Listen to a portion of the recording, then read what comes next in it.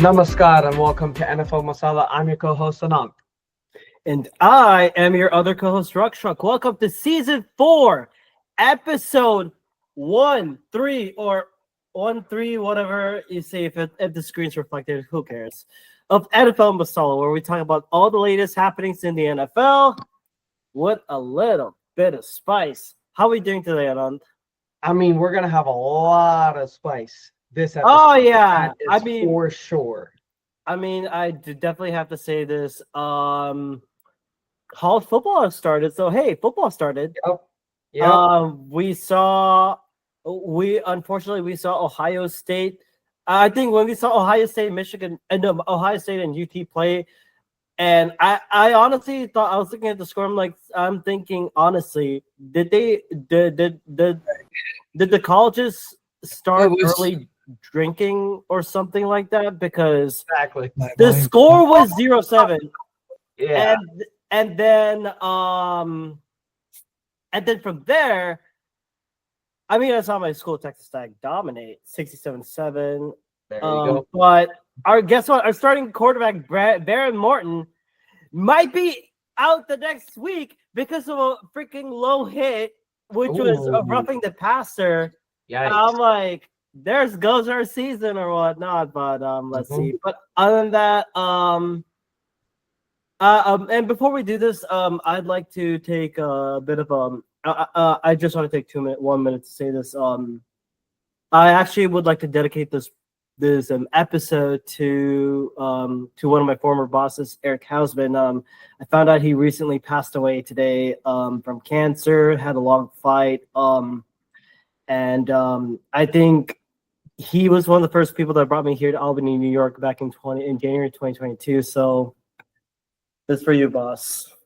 That's all I can say. But other than that, can't wait for the season to start. What about you guys? I'm excited. So, exactly. And as you guys can hear and potentially see on YouTube as well, this week we are going to be breaking down and previewing the start of the 2026 NFL regular season. It has finally arrived after months and months and months of waiting. Episodes deliberating all about the different divisions and the different teams. It is about to start. This Thursday, September the 4th, is going to be the first game of the regular season, and we're here for it, So with us today, we have two special guests, a former guest, a repeat guest, and a new guest.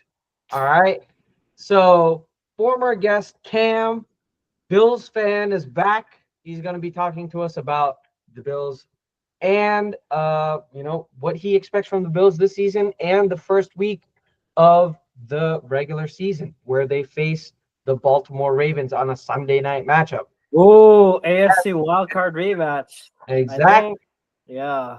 And then now our second guest, a new guest that we've never had before, my friend Nabil from my NBA journey, Packers fan. Say what's up, Nabil. Give us a bit of an introduction about yourself. Hey, what's up, guys? As Anand said, my name is Nabil. Joining him here on his NBA journey as well as my own. Packer fan, lifetime. I live in Milwaukee, so moved away recently, but still a frequent back and forth. Was at the draft this past year. It was such a sick experience. Hoping to bring some additional information, some cool Packers knowledge after this, and back Anand here with some Packers know-how. And we will need you for when we have the Packers versus Eagles game. That's for sure. Yes, sir. Because that's going to be a spicy ass episode. I'll tell you that. I think that's going to be, and not to interrupt, that's going to be the official Masala Bowl, NFL Masala Bowl. Oh, yeah. 3 Masala Bowl. We should plan that. Yeah. But before we get to that week of the regular season, let's talk about the first week of the regular season. And before we talk about the first week of the regular season, let's talk about some Dhamakadar news. So I was just wondering, what type of news did we get What was the news that we have to talk about? Just your regular trade and signing news, just your regular stuff, Yeah, I mean, somehow but the what top. happened? Oh yeah, Yeah, So somehow just the top 5 player in the league gets traded to the Packers from the Cowboys. It's just usual stuff that Brian Gutekunst does. That's why he's the greatest GM of all time. Just usual stuff. Pulls a rabbit out of the hat every single year. Yeah, we always thought that. We always thought Gutekunst was the best. We've never doubted him for a second in our entire Packer fan career. Wait. Officer, why are you calling me this right now? Because I already called for. I wanted to talk about. There was like a robbery on live television in which the Green Bay Packers broke into the bank of the Dallas Cowboys, held them basically at checkpoint, stole Parsons, and walked away and demanded the Cowboys pay them even more. well, that's because Jerry is like Biden right now. He's senile. Whoa. Okay, but yeah, Anand and Nabil, tell me about this more. I'm trying to wrap my head around this shit. Yeah. So before we dive a little bit deeper into this, when we talk about our individual games, let me just break down what the official narrative is. So officially, Micah Parsons was recently traded to the Green Bay Packers from the Dallas Cowboys for 2 first-round picks, a 2026 and a 2027 first-round pick, and defensive tackle Kenny Clark. Rest in peace, Kenny, because we know that your career is just about to die. So rest in peace at the Dallas Cowboys. And then Micah Parsons then signed a 4-year, $188 million deal, which is actually an extension. When you look at the actual numbers, the fully structured guaranteed contract is a 5-year, $210 million. And in that contract extension, $136 million is fully guaranteed. So now that we've laid the playing field so far, laid down the playing field. Nabil, your quick thoughts before we dive into the deep, ramifications of this. Yeah, I know we're going to get into the specifics of Micah Parsons when we, tackle some of the individual games. But from just a contract perspective, there's a lot of talk about the fact that now he's, getting paid so much money. $47 million a year is, like, for the record, that sounds like QB money. Mm-hmm. And the way that the contract structured is good in that in the third year, which is technically 3 years from now since an extension, it gives the Packers room to renegotiate and kind of fix the contract a little bit more. A lot of the cap hits for us are further down the line, so our window is open for the next 3 years here. So just from an analytical perspective, like taking a look at the contract and kind of the way that we've structured it, it makes a lot more sense, and I think that some people are kind of given credit for. Now, again, you're trading for a generational player. You're going to give up anything you want. Two first rounders that are going to be late, 26, 27 plus number pick, and then Kenny Clark is like Rukshik said, like we're stealing them. So just from my perspective, like I think I messaged you, I was screaming on the streets. All my buddies were jumping up and down. The group chats were going crazy. So I know we'll get into the details of specifically how Micah makes the Packers better in the game previews, but obviously I'm elated and I can't be more happy with the Packers right now. I mean, well said. Cameron, your thoughts about the trade and what it is. Let's try and keep it away political wise, just to FYI. So I honestly didn't think that Micah would go to Green Bay because I knew one of his destinations was Buffalo too. And I said to myself, oh my God, could you imagine Bosa and Parsons on the same defense? It'll make Mahomes shit himself. That would have been insane. And it would have been. And it could have been the final piece that the Bills needed in order to stop that Chiefs offense. That's true. That's true. But we have trouble, and we can always talk about stuff during the deadline, or find another veteran defensive player. But But for now, we got to stick with what we got. So. Mm-hmm. Yeah. You still got Zadarius Smith available. We do. Yeah, Zadarius Smith is still and Jadeveon Clowney. Oh yeah. Mhm. Yeah.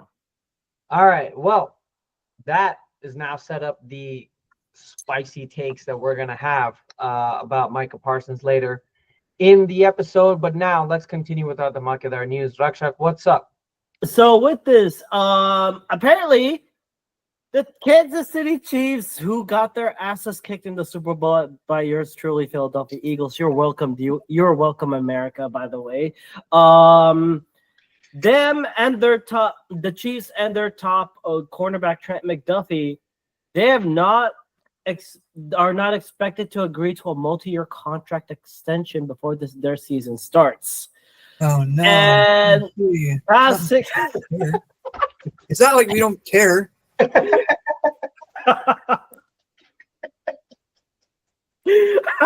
I'm switching out the hat. This is my army hat. I'll wear this when my brother comes home. Awesome.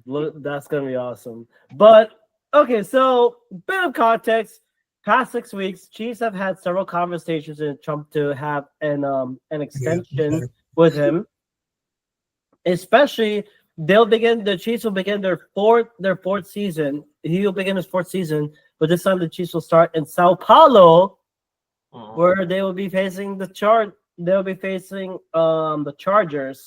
McDuffie is the second best defender behind Chris Jones. So he is set to earn a base salary of $2,613,066. No, $2,613,066. He's in his fourth year of his rookie contract. So he's coming out from one of his best campaigns: 2 interceptions, 13 pass breakups, both career highs, along with 59 tackles, 4 QB hits, and 1 forced fumble. So, I'm from the Chiefs. What the hell are you doing? Like, why? Like, if Brett Veach is your GM, right? In all of his, oh my God, he's one of the best general managers, longer than Brian Gutekunst and Howie Roseman. But the fact that you don't pay your players early, your star players early, a shit like Micah Parsons thing can happen. Look what happened with the Bungles. Look what happened with the Cincinnati Bungles. They nearly lost Trey Hendrickson before they said, oh my God, all is forgiven, and they paid it back. And I mean, it's insane that teams are trying to be so stubborn and not wanting to pay too much. If you're not wanting to pay too much, how the hell are you not going to pay your stars or get stars? The goal is to have your team be better than last year's. And I don't know, do people not learn their lessons or what? It's like that's one SpongeBob meme. How many times do we have to teach you this lesson, old man? This is literally what it is. Like, can we move on? Because this shit's ridiculous. I was gonna say this is even more applicable now since after last year and Chiefs getting rid of L'Jarius Sneed now that he's a Titan now. And my God! You got like that was a decision in and of itself, and now the same thing like you mentioned with McDuffie. Like you're rotating the ball again. Like what team is he gonna go to now? You know, like at some point you're gonna realize that like you gotta the defense is your cornerstone now, man. Like you gotta keep it. I'm here. There you go. I mean, I'm sure the Bills could use another star corner. Yeah. Yeah. Trent McDuffie coming into that defense much better. Sean McDermott can finally shut his mouth. Please. But yeah, no, I mean, Trent McDuffie is a top 15 corner in the league. I am surprised that Brett Veach has taken this long to actually extend him. Maybe there are like some minor disagreements that's causing this to be extenuating in terms of the circumstance. But yeah, no. I mean, if they lose Trent McDuffie, they have absolutely diddly dick at corner. Oh yeah. Right? They have Jalen Watson and who? No idea. So yeah. All right. Up next, more Cowboys news. Oh my God. It doesn't end. It does. It never ends because the Cowboys are so smart, right? Jerry Jones is the greatest GM to have ever existed in the history of the universe. He realizes that they're better without Micah Parsons. Quote, this is a direct quote from Jerry Jones. We know that we can get better without Micah Parsons. We have 2 first-round picks. We could even get Micah Parsons. I don't know about this being a quote, but he said something along the lines of this, where he actually believes that they are better without Micah Parsons. And one of the reasons why is because they reached a 4-year, $92 million contract extension with Deron Bland, corner, their Pro Bowl cornerback. The deal includes $50 million guaranteed, including a $22 million signing bonus. He is 26 years old, so he does have, he's on the plus side of the age limit.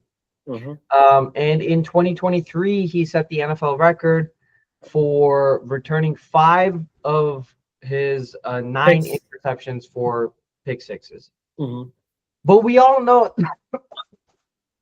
excuse me, we all know that interceptions are very, it's not a nebulous statistic, but it's a very up and down statistic, right? It's very fluctuating. There we go. It fluctuates based on many different circumstances. Oh yeah. So it's incredibly difficult to always manage to consistently generate interceptions. But I mean, it's great for him. I don't know about this contract though, but again, weird decision making out of Dallas. Right? They could have paid Parsons at $35 million a year and kept Deron Bland.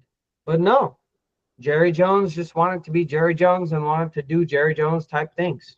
So now they're overpaying for one of their only other star defensive players. Yep. I mean, Ruckchuck said it best earlier where he said, how many times you got to teach you the same lesson? I mean, you're paying Dak 60, which is a year, which is insane in and of itself. And then you're paying CD also, top grade money into, bust the market again.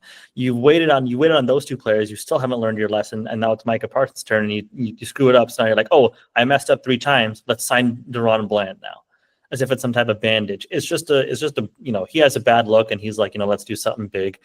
I mean, it's like when your friend gets handed a ton of money and all of a sudden you just want to spend it on something random. Like, right. Exactly. Yeah. All right. What else is there, Ruckchuck? And last but not least, more NFC East news, but this time with the Commanders. They actually did a right sensible thing. They finally agreed to a contract extension with a certain Mr. Scary Terry McLaurin. 3 years, according to Rappaport and Shafty Schultz and other NFL insiders. 3-year extension worth $87 million base value with $29 million per year. $44 million fully guaranteed, converting to $50 million in April 2027. His $19.5 million for 2025 wasn't guaranteed. With the $30 million signing bonus, and guess what?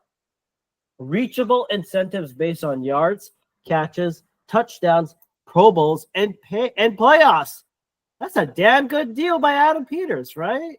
Yeah. Adam Peters is a GM. So I think what the Commanders did, knowing of what's happening in the wide receiver market and with players debating about, I want trades and all that, they didn't think through with their ass. They thought of what their head, saying, although we have like an aging roster, they're pretty much the oldest roster right now in the NFL, if you were.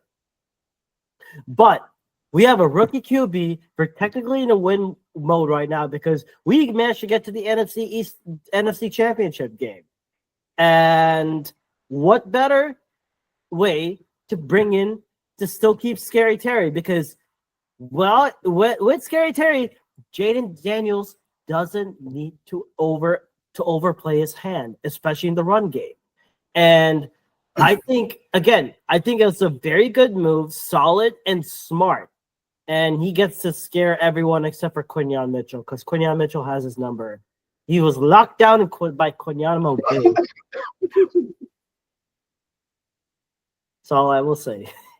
But other than that, Scary Terry, that signing is good. Well done. And hey, at least he's not Jerry Jones letting another player go. Mm-hmm. Yep. Alrighty. Speaking of Jerry Jones, let's get started with our NFL regular season preview, shall we? Starting with those goddamn Philadelphia Eagles.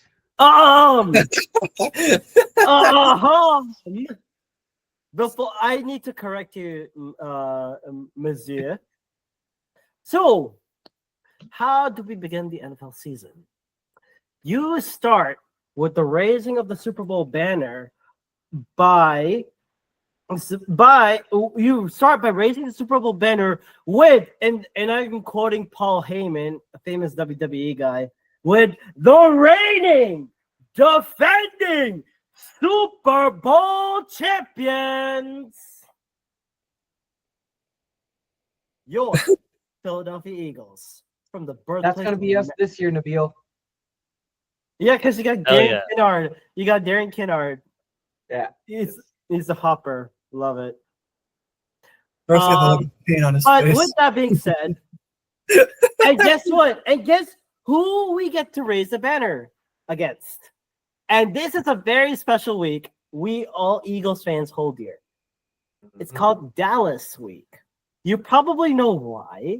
Because it is against America's trash can, the below mid team. This is the team in which the city is so bad that a president of the United States was killed in that city. Oh God! Why? Oh, wow. From the top row. God damn it! I am talking about those goddamn filthy Dallas Cowgirls, or the Cowboys, as people like to say, but no, they're cow shits anyway. With that being said, y'all, I would like to invite you into the annual roast and a potential beatdown. So the floor is extended to everyone because I don't want to talk about this more. Instead, I like to give an open invitation because I'm that kind of guy. I want to give Nabil some thoughts to say. I want to give Cameron a thought to say about this. I want to give my co-host Mera Bhai Anand to talk about this. That's why I love you guys. This is why I love this platform, NFL Masala. So, how shall we break this down? Eagles offense versus the Cowboys defense. I don't think we need to go into stats. Should we go into stats? I think so. Why not? Because why the hell not? And by the way, speaking of trades, that was gold. And by the way, who did the Cowboys get in return from the Packers? Kenny Clark and 2 first-round picks. Is it Kenny Clark? So, with that being said, it is gold. Especially with the Cowboys defense that's trying to ramp up and figure out what the hell their identity is with Matt Eberflus as their new defensive coordinator, right? Guess what? Yes, the Eagles are going to have a new offensive coordinator again for Jalen Hurts.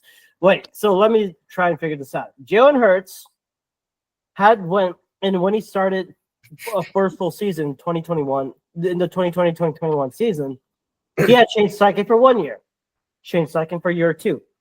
Then he had Brian Johnson and then Kellen Moore. This is going to be his 4th defensive coordinator in 5 years. In the 4th offensive coordinator in 5 years. There we go. But and to rise above that now, isn't that's the key thing. You won the QB. Super Bowl. You won the Super Bowl MVP. Now and there's a quote by Nick Sirianni. I still can't believe this guy, the guy who fumbled in this early press conference, and he says this: "You cannot be great without the greatness of others." And that's what we say. This is a team game. And guess what? With this Eagles roster, and lo and behold, we finally have someone here. Anand, can you please remind the guests who do we have in store? We have another surprise guest. We're going all out with this NFL season preview. Another repeat guest of ours, Varun, welcome back to the show. He's going to be talking to us about the Patriots and their matchup this week. Hey, what's up, guys? Welcome What's back, up? buddy. Yeah, and so what did the Eagles do? Like? So before that, let me do a quick review. Eagles had a couple of trades. They apparently traded for John Mechie with the Texans, and then the C.J. Gardner-Johnson trade. Oh yeah, apparently Kenyon Green's back at the active roster. Terrence Marshall is back, and they got Ambier Thomas from practice squad.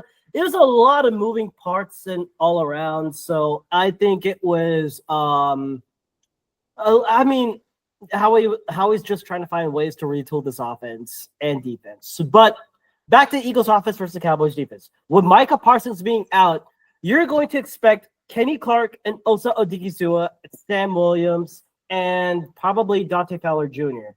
If you were to pull up the Dallas Cowboys like depth chart, if someone can pull that up, I would They have nobody. like They like have no, jack shit.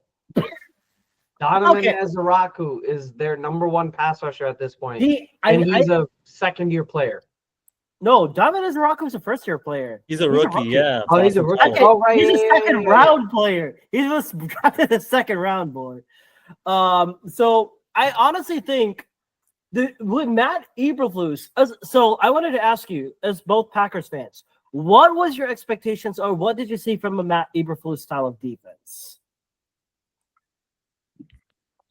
Well, I mean, it's an interesting question. I mean, the biggest thing about Matt Eberflus is the fact that he doesn't know what a clock is. But when it comes down to it, he has been a defensive, minded guy for a long time. He has some of the experience. He has some of that knowledge. But again, when you take a coach out of the defensive mindset to the head coach for so long, it takes a little while to, get back into the swing of things. I'm expecting some growing pains on that Dallas defense. I think one of the stories from this offseason that goes really kind of under the radar is the whole head coaching situation in Dallas too, if we're talking one level above. Oh, right. Schottenheimer. Exactly. Schottenheimer's a total, it's a total question mark. I mean, I get it. He has the legacy. He has the knowledge. He's been around the game for so long. I get it. I understand. Cowboys fans, sure, fine. But, the problem is, again, you had a lot of choices on head coach. You could have gone for a guy like Vrabel. You could have gone for somebody. There was a lot of opportunities that the Cowboys had, and Jerry waited on that too. And so then he decided to promote internally or do whatever the heck it is and get Schottenheimer there. And so you have a guy in Eberflus now who, flubbed it as a head coach and doesn't have all the knowledge, doesn't have all the experience, can have some growing pains. And then the guy above him who's supposed to keep him in line is a total newbie to the head coaching gig. And so you can expect a lot of challenges on that defensive front. And certainly losing one of your best players is not a good way to start it. Credit where credit's due. Kenny Clark is a pretty solid run stopper, whatever you want. But unless Mozzie Smith is the next coming of, I don't even know, of some type of god, you're not going to be able to really do too much. I mean, definitely hit the nail on the head on this one. And I also think I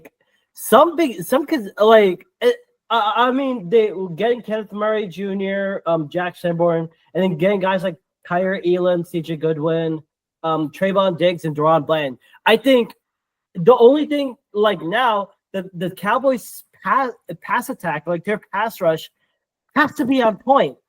But guess what? On the other side, the Eagles have 10 out of their 11 Super Bowl starters ready to play. And I just got news that Landon Dickerson is ready to go full strength. And Tyler Steen is expected to take over Mekhi Becton's role, and he's been doing really good with run blocking. So it's, again, I don't know what Eberflus, and his record against stopping the run, but if you want to go full back into what the Cowboys did previously, they were 20th in defensive DVOA and points allowed per game, allowing 27.5 and a total of almost 327.5 yards per game, something like that, in that range.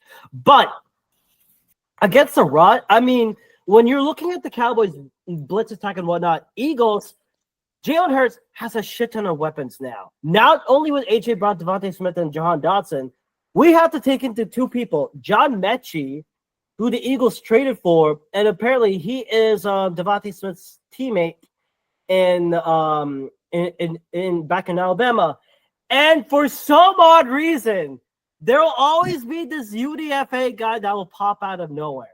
I am talking about freaking Darius Cooper. I have no clue how the hell he came out. He's from freaking Tarleton State. And he's supposed to be a big body guy like A.J. Brown. Apparently, he's been emerging as one of the best weapons for Hurts. So I'm like, okay, cool. Maybe it.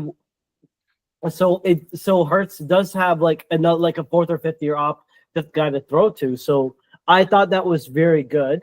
And then the Dallas Goedert, Grant Calcaterra, those two. So we could see, but now with Kevin Patullo, I'm going to say this out. The Eagles would say, they have the offensive line and Saquon Barkley coming up from a monster year. You're not going to replicate that success like that. It's not going to come easy because there are other teams that are going to be gunning for this position, for just stopping the run.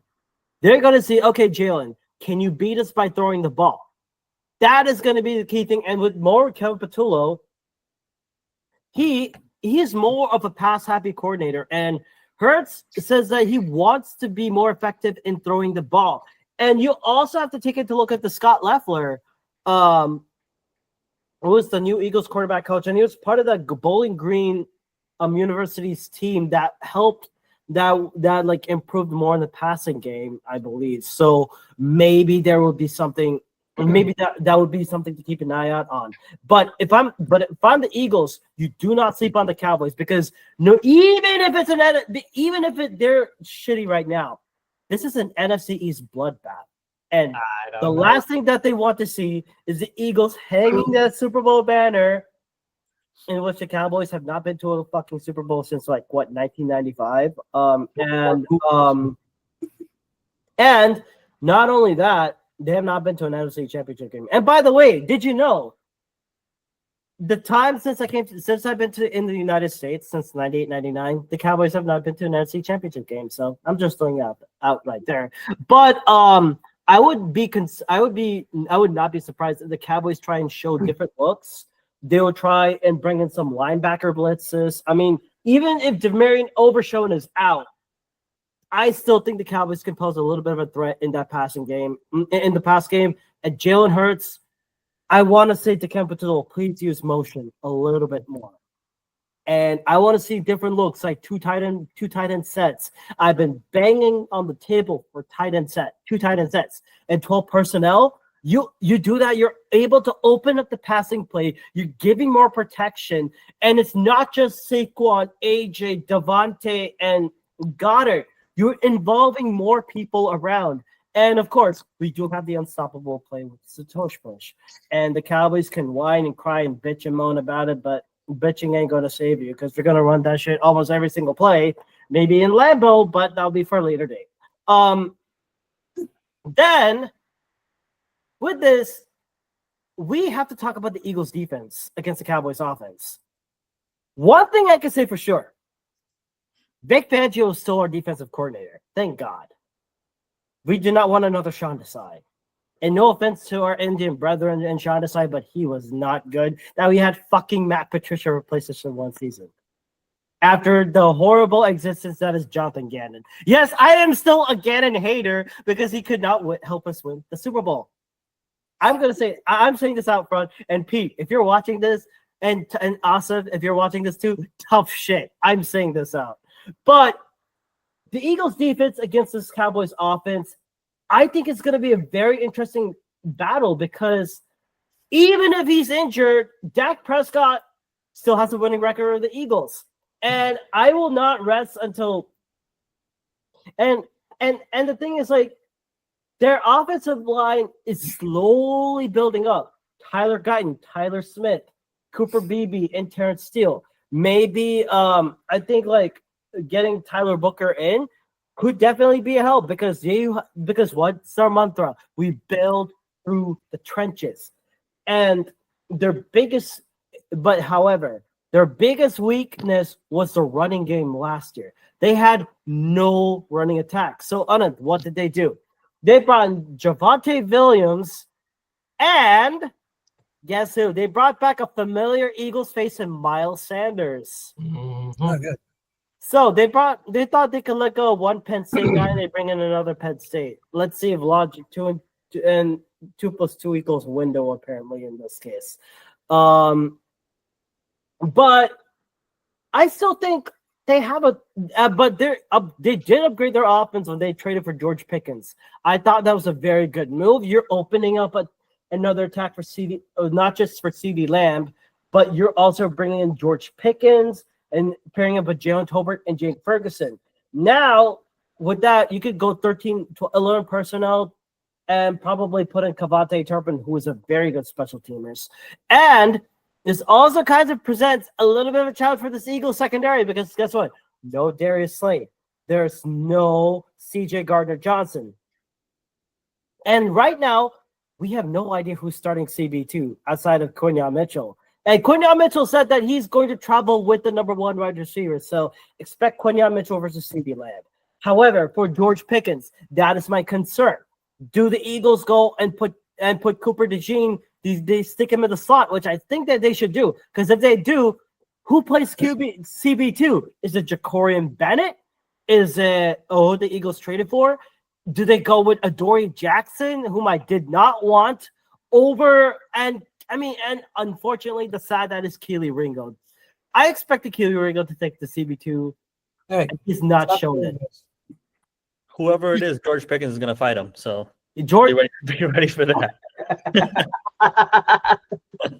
Too soon, y'all. A personal foul is going to it's happen. too soon. Yes. Sometime. And for the record, like to your point, all of last year, like in both games the Eagles played the Cowboys last year, it was Cooper Rush starting. Dak did not start against the Eagles last year at all. So it's been 2 years since the Eagles have played Dak. So your point's spot on in that you don't really know what you're going to get in that offense. It's very much reminiscent of the Bengals, where like you got to boat race the team. Like you got to put up. You have to boat race the team. And Yeah. what I've also noticed, the betting odds, Eagles are a touchdown favorite. And I am not surprised if this game is going to be close. And if I'm the Eagles, you have to generate that pass rush. And now that defensive line is completely ramped up. With Milton Williams and Josh Sweat being gone, now you have to have you have to defend the light and Brandon Graham retiring.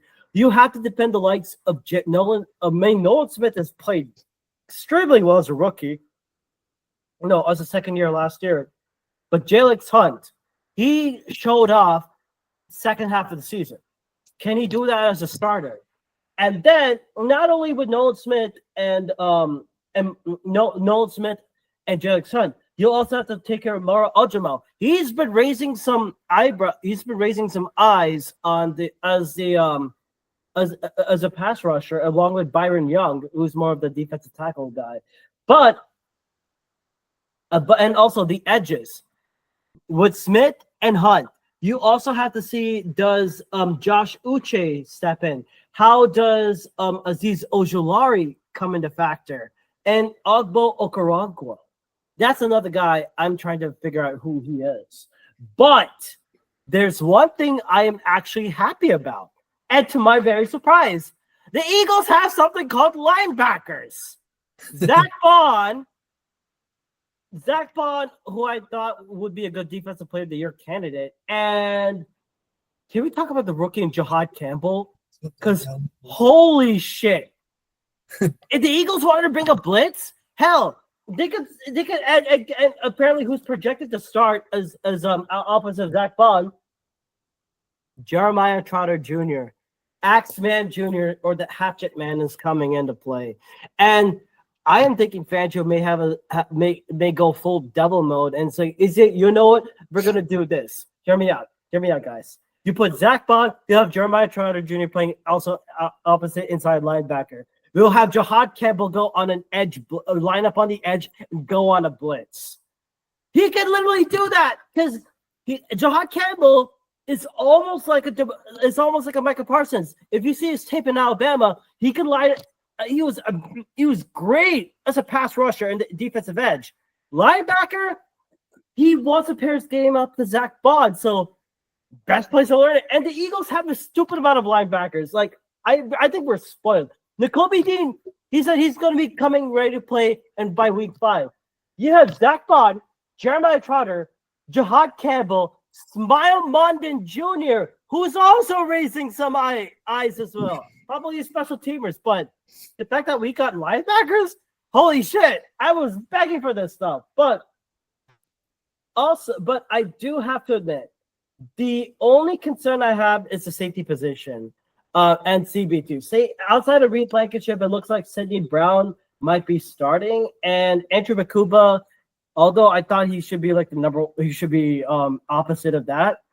I think they're relying more on Sidney Brown, but some good news, the Eagles did sign Marcus Epps back to the practice squad. So Epps has a very familiar style with this Eagles defense. And I think it's going to be along with Jalen Carter and Jordan Davis to attack.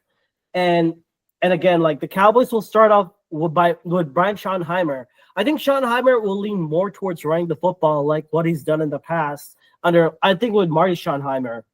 So I would expect the Cowboys to go more pass happy. And I mean, more not only run the ball, but try and go pass happy, more balanced. Instead of allowing the front 5 of this Eagles defense to attack Prescott, quick passing game.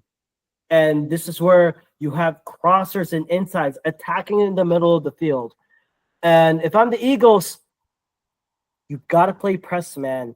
And Cooper DeJean has to stick in the slot. I would say you have to trust Jacorian Bennett as the number one, as your starting CV2 outside of Kunya Mitchell. And safeties, play smart. I think it's gonna be and I'm okay with Jake Elliott and Charlie Hewitt, Brain Man. So I have no problems in special teams, but games like this are very close. I expect the Eagles to win, but it'll be super rusty because the starters have not played this entire offseason because the major thing was health and retooling every single time. So I have the Eagles winning 27-20. I would not be surprised if it's a close game. And Jalen Hurts will struggle for a bit, but he'll find a way to win a game. And he'll do it over Dak Prescott. Prescott can whine and bitch about it while he sees the Super Bowl banner raised. And lo and behold, the day will move on. Eagles win 27-20. What do you guys think? All right, yeah, I see that happening. I don't even think it's going to be that close, honestly. I highly suspect Dallas Cowboys offense, completely suspicious Dallas Cowboys defense. I think it's a boat race that the Philadelphia Eagles wipe the floor and eliminate the Cowboys in week 1. Playoff contention. I see zero hope for the Dallas Cowboys. I don't know, man. I don't know. And I think the Eagles, dude, like you're highly overestimating this Cowboys offense. When you look at what Brian Schottenheimer is supposed to bring, what identity? What is the identity of this Cowboys offense? It's going to be pass, pass, pass, which obviously Vic Fangio is going to figure it out very quickly after like the first 2 drives, right? It's not like Brian Schottenheimer is going to bring an innovative way to actually move the football down. But let me say this, like if you're looking at a Schottenheimer style of offense, they start off with an emphasis of running the ball. When Marty Schottenheimer was the coach of if you looked at him as a coach of the Chargers back in the day, he had a great running back in the days of LaDainian by the name of LaDainian Tomlinson, and they were able to run the ball a lot more. So I would see Schottenheimer try to replicate that legacy, starting off with a run game, even if it's Javonte Williams and Miles Sanders. Maybe they'll have something up their sleeves, but I will not see the Cowboys. They won't. They won't. No, I won't. Nabil, anything you want to say about this, or? I agree with Anand. I see the Eagles hanging 30+ points here. Yeah. I think the Cowboys will put up a decent 20, 23 points, something like that, but that's all going to come in garbage time. I think it's going to be a Dak Prescott special where a lot of yards, a lot of points in garbage time. It'll take a while for them to figure it out. Eagles were, for the record, did look a little bit rusty when the Packers played in week 1 in Brazil last year, and so I understand your point, Ruckchuck, for sure. But I will admit, like from my perspective, I think I'm back in a nut here. It's going to be a lot of points put up early on. Cowboys may put up some in the end, but something like a 30, 34-ish, like 34 to 25, 34 to 23, something like that. Yeah, no, I agree. And when you look at the way that the Cowboys have structured their defense now, it is incredibly reliant on generating turnovers because they don't have a run defense. They don't. Like Nabil, what you were saying in terms of even if you have Kenny Clark was rated lower on run defense according to PFF than Micah Parsons. And Kenny Clark was an actual D tackle who faced almost every single snap that he had in either 3-eye technique or literally in front of the center. So when you lose the most important aspect of your defense, there's no way that Matt Eberflus is going to ever be able to generate anything resembling a not bottom 5 run defense, honestly. Because Matt Eberflus as well, when you were discussing about what sort of defense is he going to bring, with the Chicago Bears, it was a predominantly zone coverage heavy defense. Along with having the talent to back up a 4-man front in terms of run defense. But here, you do not have the talent for 4-man run defense. You do have a little bit of talent for zone coverage. So I see a similarity in terms of bringing the defensive scheme. But in terms of effectiveness, there is no way that Dallas is ever going to be remotely competitive. I would put my faith in the Panthers defense more than this sorry excuse of a defense that the Cowboys have. I think the Eagles win 42-17. Oh, damn. Damn. I think the Eagles offense also keeps it simple. Feed Saquon. You have no run defense, so you can feed Saquon. Feed the ball to A.J. Brown, Devontae Smith, and Dallas Goedert. Keep it simple. Run a lot of safe, play-action, heavy passing, and then run a lot of power runs because your offensive line is built to manhandle other defensive lines, and this is a cupcake defensive line that you're going to face. So I think you guys demolish the Cowboys 42-17. Okay. And so for that, Berlin, any thoughts that you want to put in?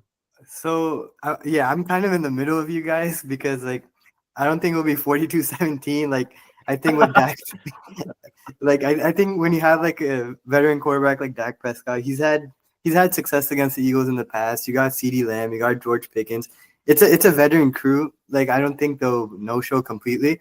But also what you said was completely true about, like, the run defense. They couldn't stop a lick last year. And obviously that doesn't sound good when you're going against Saquon Barkley and this Eagles offensive line.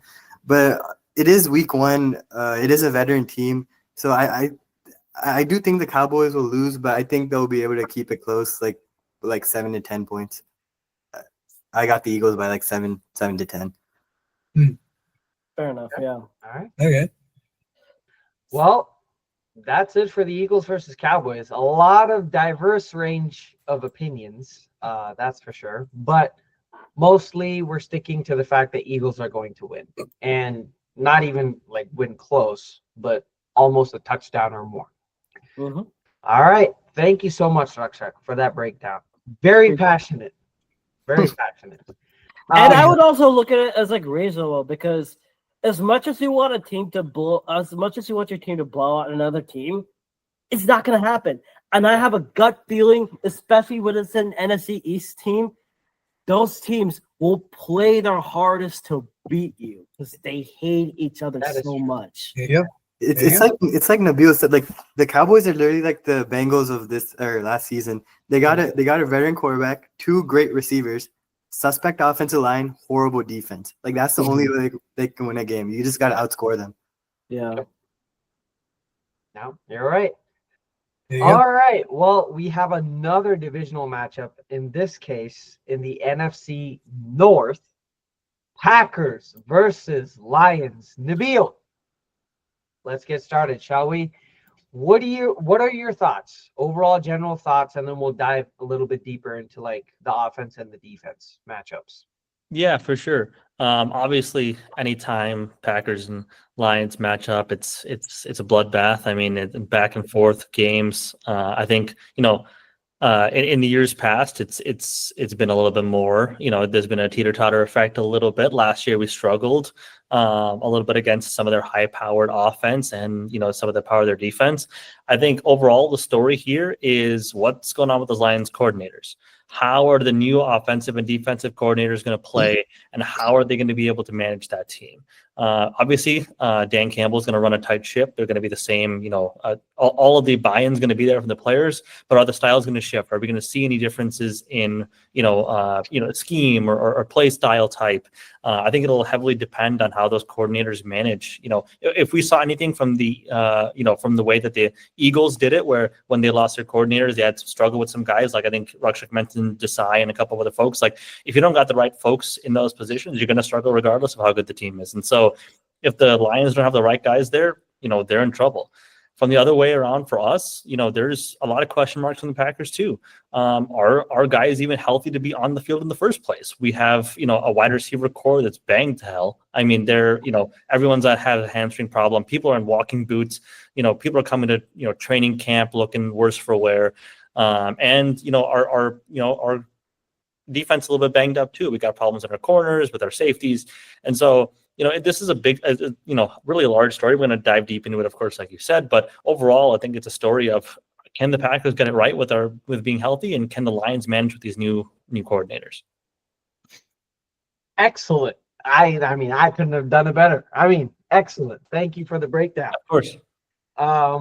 So yeah, let's dive deep, shall we? Let's look at what you think our offense is going to look like against this defense, Lions defense. Yeah, great question. I mean, I think the biggest thing for the Packers is that we're going to have to be, continue some of the stuff that we know worked last year. Josh Jacobs is a battering ram, and he will stay as a battering ram. And we've got to be able to, use him to the maximum of his abilities. We need that run game to be strong, so that we're able to, do the play action like you mentioned before. Same like for the Eagles, where we need to be able to have that thing you can lean on to make sure that the other parts of the game, are structured well. We know our main guy in Christian Watson is not going to be back. We know in the past game specifically, we know that, Romeo Doubs is there as a safety blanket. Jaden Reed's up and down. I'm excited to see what Matthew Golden can do. I mean, if he turns out to be, an incredible player, we're in a really good spot. But there's a lot of question marks for our offense. I mean, are we going to be able to continue the trend? Is Jordan Love going to be able to make, a little bit of better decision making? I think last time in the games against the Lions, he struggled a little bit in trying to figure out some of their coverages and, tossed some unwise, shall we say, balls up in the air. And so can we avoid that a little bit? Or, are we going to go in a totally different direction? Are we going to go balls to the wall? Are we going to try everything we possibly can in this scenario? So there's a lot of different choices, a lot of different decisions. Our coordinators are the same. Our coaching staff is the same. But as far as our offense, I'm more than happy with the way that it was towards the end of last year.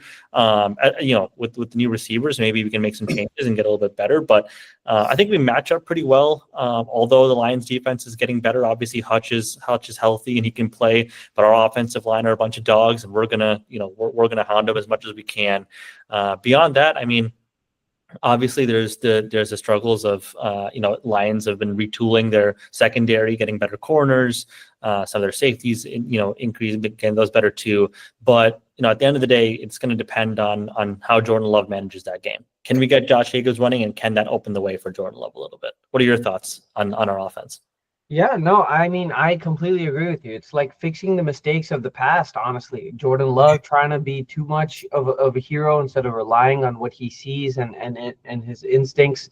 And I also think Matt LaFleur has to really shape out his inconsistencies from last year, right? Because last year we saw very perplexing play calling in key situations, like in third down and short, running a jet sweep against a clearly like man coverage situation where the defense knows that you're going to run a jet sweep or an end around, and you still run it. There's no audible out of that call. There's no, a check into a passing call or something like that.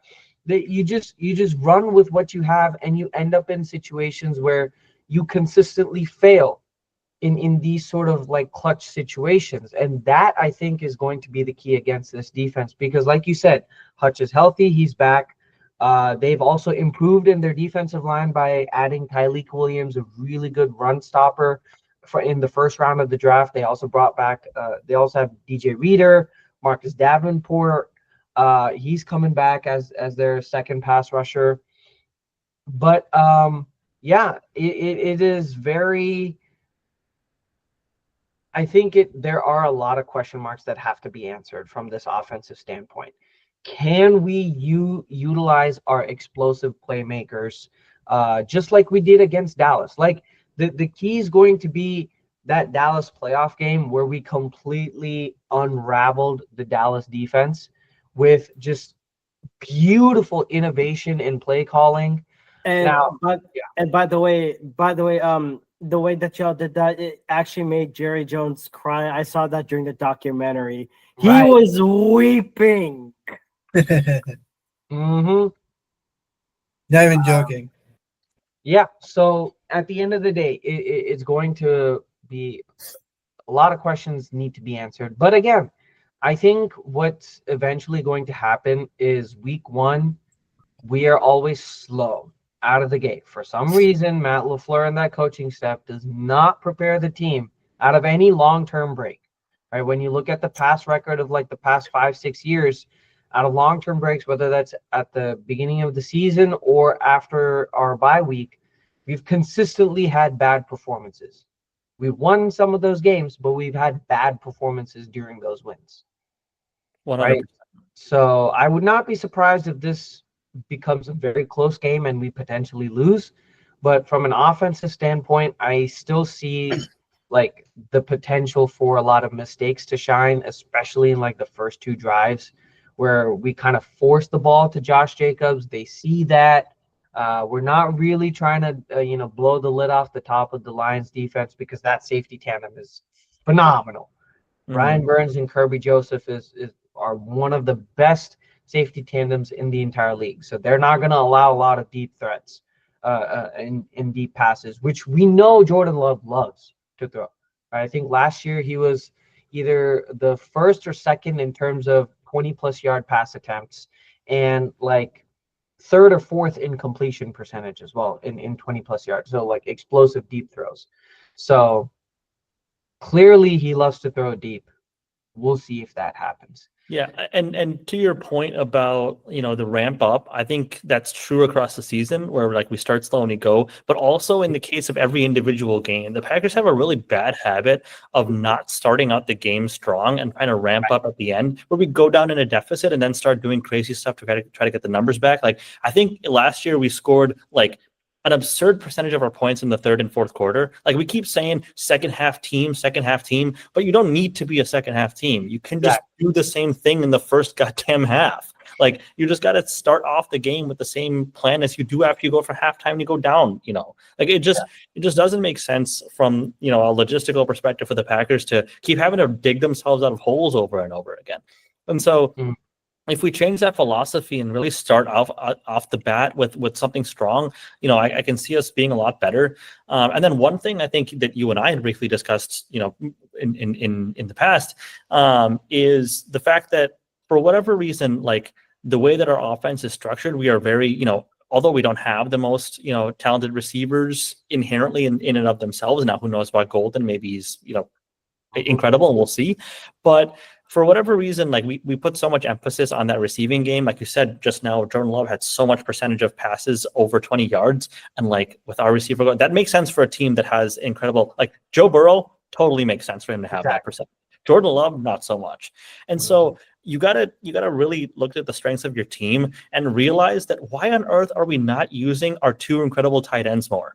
I mean, for the record, like Tucker Kraft is such an unsung hero when it comes to his skill and ability. I mean, he's an absolute steal, and he's awesome in the red zone. Don't get me wrong. We got plenty of, I had him in fantasy. Trust me.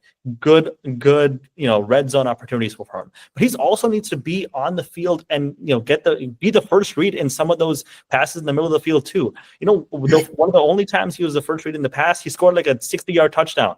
And so we have to look at like what are the strengths of this team? What can we do? Like I know that Luke Musgrave was injured for a little while, but he's healthy now too. Like I think Rakshak was saying that he's been asking the Eagles to do 2 tight end sets. Like we need to do the same thing. Like we also need to look at the strengths of our team and realize like we don't need to be bombing this thing down the field all the time. Just pass it to Tucker Kraft and going through the flat.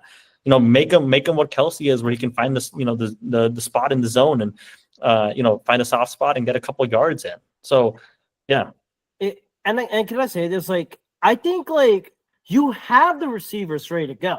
I don't know if it's already mentioned, but Matthew Golden not only is a burner, he's an excellent route runner, like my boy, who I love so much to talk about.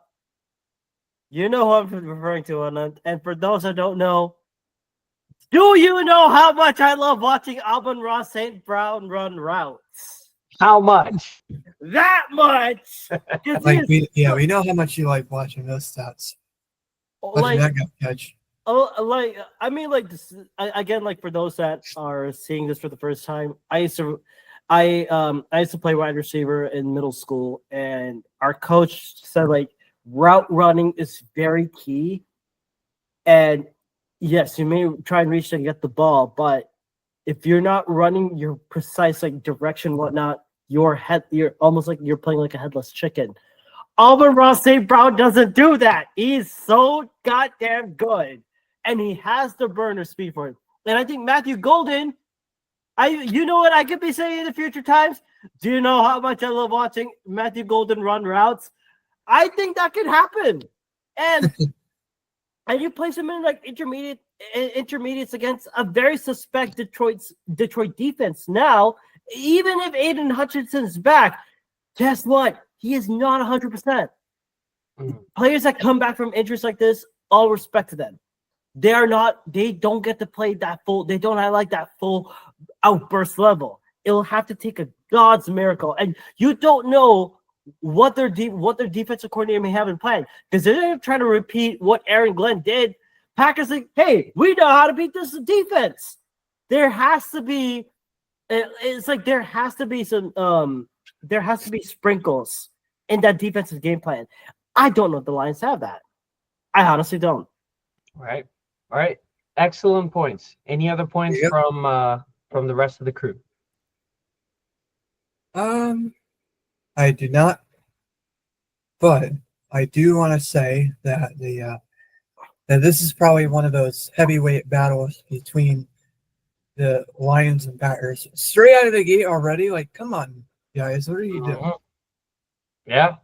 I mean, the NFL knows how to garner eyes on TV, so this is going to be one of those marquee matchups. Is it actually a primetime game? Yeah, it is. The 4:25 on CBS. Jesus, that's going to be the Tony Romo broadcast. Oh, wow. Wait, maybe not. Because Houston, LA is also there. I don't know. We'll see. All right. Varun, do you have any thoughts? Nothing specific. I thought you guys hit it on the head. Awesome. Yeah, you guys did good. All right. Now, on the flip side, speaking of Amon-Ra St. Brown, this Detroit Lions offense, like you said, Nabil, without Ben Johnson, is going to be very interesting to watch because is Jared Goff going to play the same?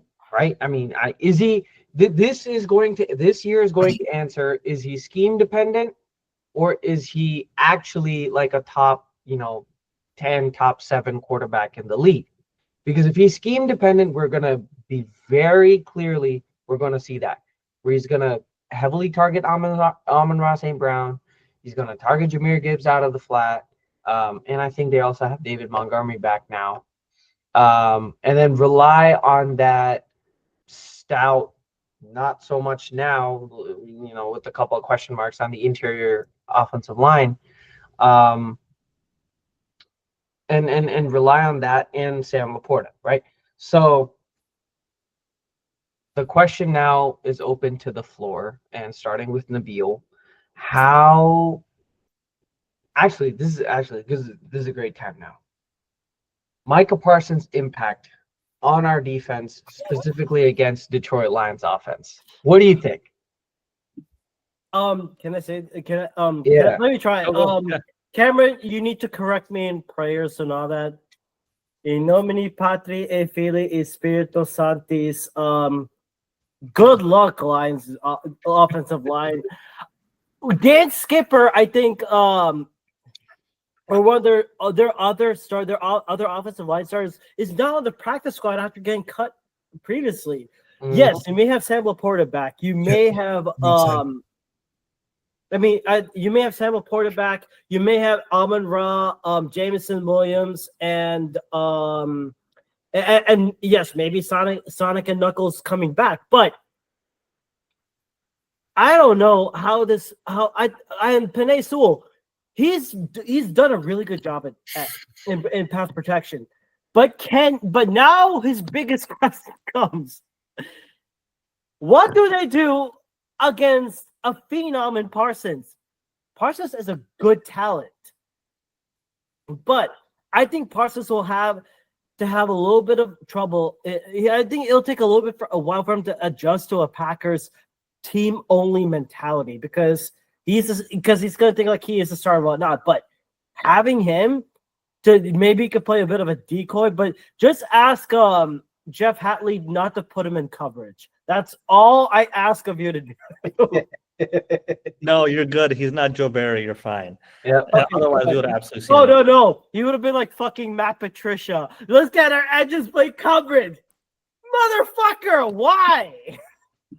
Yeah. I have PTSD from the collapse. I mean, Anant and I have enough PTSD from Joe Barry the same. So, but yeah, no, your points are 100% valid. I mean, the biggest thing going back to the question of Amon-Ra St. Brown is that, for the record, I'll be the first one to say it. I have no idea what on earth the Packers are doing at corner. If Nate Hobbs isn't healthy and he's not able to play week 1, which he's trending towards being so, we have our current starting corners are Keyshawn Nixon and Bull Melton, who went from wide receiver to corner now.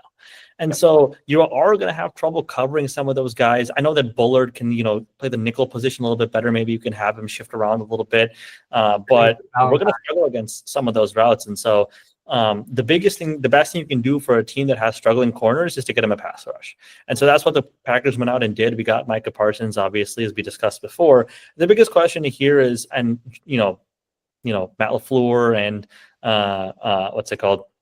the rest of the team, the management have all come out and said like they are going to ramp it up a little bit. Like they aren't going to put him in for 100% of the time in the game 1. It is going to be managed a little bit. So we'll really have to see what percentage that is. Does that mean he's only going to be in a rushing capacity where like all that they're going to say is like you're only on the field for 25% of the snaps, and all you need to do is as soon as you see Jared Goff, tackle him, right? Attack him. And so that might be the plan. It might also be the plan to get him, used to a couple of ins and outs of when to rotate in and out a little bit. We'll see what the plan is. I do expect a ramp up, though. I don't think he's going to be fully into the the rotation or starting the whole time during this game. So although I would love to see it, but I think the Packers are going to be smart about that to make sure that he's ramped up. And so given that. I think, obviously the Lions have a high-powered offense. We focused on Amon-Ra St. Brown, but obviously, like you mentioned, they have Laporta, and then Jameson Williams took a big jump last year as well. And that, Sonic and Knuckles duo that they have running in the backfield are monsters. And so, luckily the Packers have the linebacking core that can manage it. Obviously, we love Edgerrin Cooper here, and Quay Walker is, he's all right. I mean, he's stout. He's doing a good job. He's getting a little bit better, but Edgerrin Cooper is a massive monster. So, yeah, go ahead, Raksha. Can I say it's a freaking cheat code to have Parsons and Edgerrin Cooper? You could literally, what I can imagine, like just for Jeff Hatley say, just around and try this out. Let's have Parsons go. Let's have Parsons and Cooper and Parsons in one play, and if Parsons can still cover Have him come and have Cooper come on a blitz just to screw around. Yeah. And if it's, I mean, if they're blowing out the lines, I would say like, hey, you know, let's screw around and see what we can do with this. I was gonna say the same applies to our other monster on the other side of the Micah Parsons, thing in Rashawn Gary, as I can see Anant, waving his head about like hell yeah, because look, the double teams that are going to come on Parsons are going to open the way like the parting of the Red Sea for for Rashawn Gary to do what he wants, and so. There's a lot of opportunity for us to mess around, and I trust Hafley. Like he's done a great job with our defense last year, so I'm sure there's a lot of stuff that he needs to figure out, a lot of moving parts. But obviously, with corner being the biggest area of struggle, we got to make sure our safety core and Williams and McKinney are up to snuff, as solid as the level they can be, which is one of the best in the NFL. And the rest of the group needs to cover the slack a little bit. Like we don't want to have a situation where we got to depend on Nixon and Melton or Hobbs or Valentine, whoever's coming in, to have to like bear the burden. Those guys are going to have to be the last in the pecking order to have a lot of strain on them. Anant, what are your thoughts? Yeah, I mean, you hit the nail on the head. I was going to say, like, with Micah Parsons coming in, just a little bit of stats, right? Since 2021, he has led the entire NFL league in the past 4 years for cumulative pressures. He's generated 335 pressures since 2021. That's more than Trey Hendrickson, Nick Bosa, Myles Garrett, Max Crosby, TJ Watt, the entire rest. So we know that it doesn't even matter what scheme it's going to be. We know that he's going to generate pressure.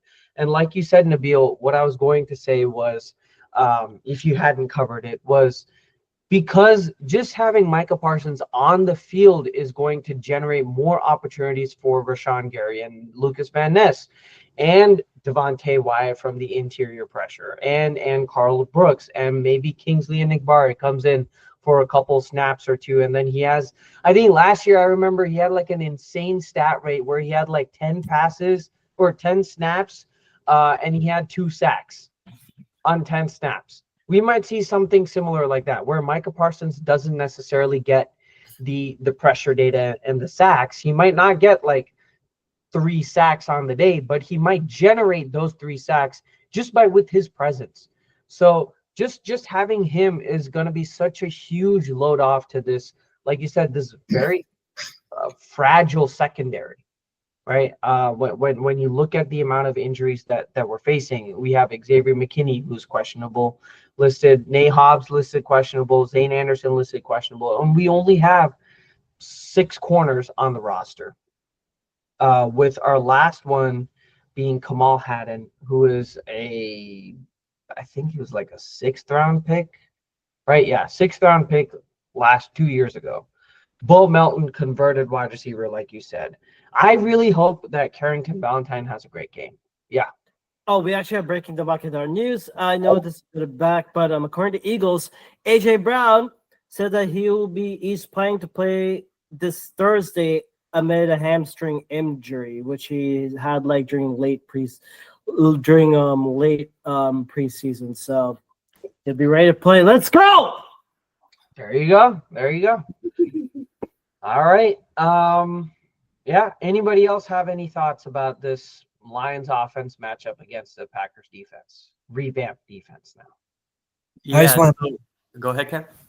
I just wanted to point out that day when Buffalo faced Detroit, I was a little shaken because I know that Detroit didn't give the lead once, but still, that team was pretty scary. Thank God we came out with the win that day. Woo-hoo! Yeah. I was shaking the last 5 minutes of the game. No, I agree. I think it's going to be a very similar game. Rune? Yeah, so I honestly think like the Lions are like they're poised for a step back because like if you look at like they almost had like the Super Bowl effect of like when you see like a team win the Super Bowl, you see like all their top corners gets poached and all like their good assistants get poached. And that's pretty much what happened. They lost Glenn, they lost Ben Johnson, they lost like numerous assistants. And also like they were so close the last 2 years from their NFC championship 2 years ago, and last year they had the they had the bye, they got upset. Like I think there will be like a drain from like being that close and not recovering. So that's what I mean by like they have like a Super Bowl effect to it. And on top of that, they lost they were built on their offensive line, and they lost two of their key starters. They lost two of their key starters, and so for like they lost Ragnow, they lost Zeitler.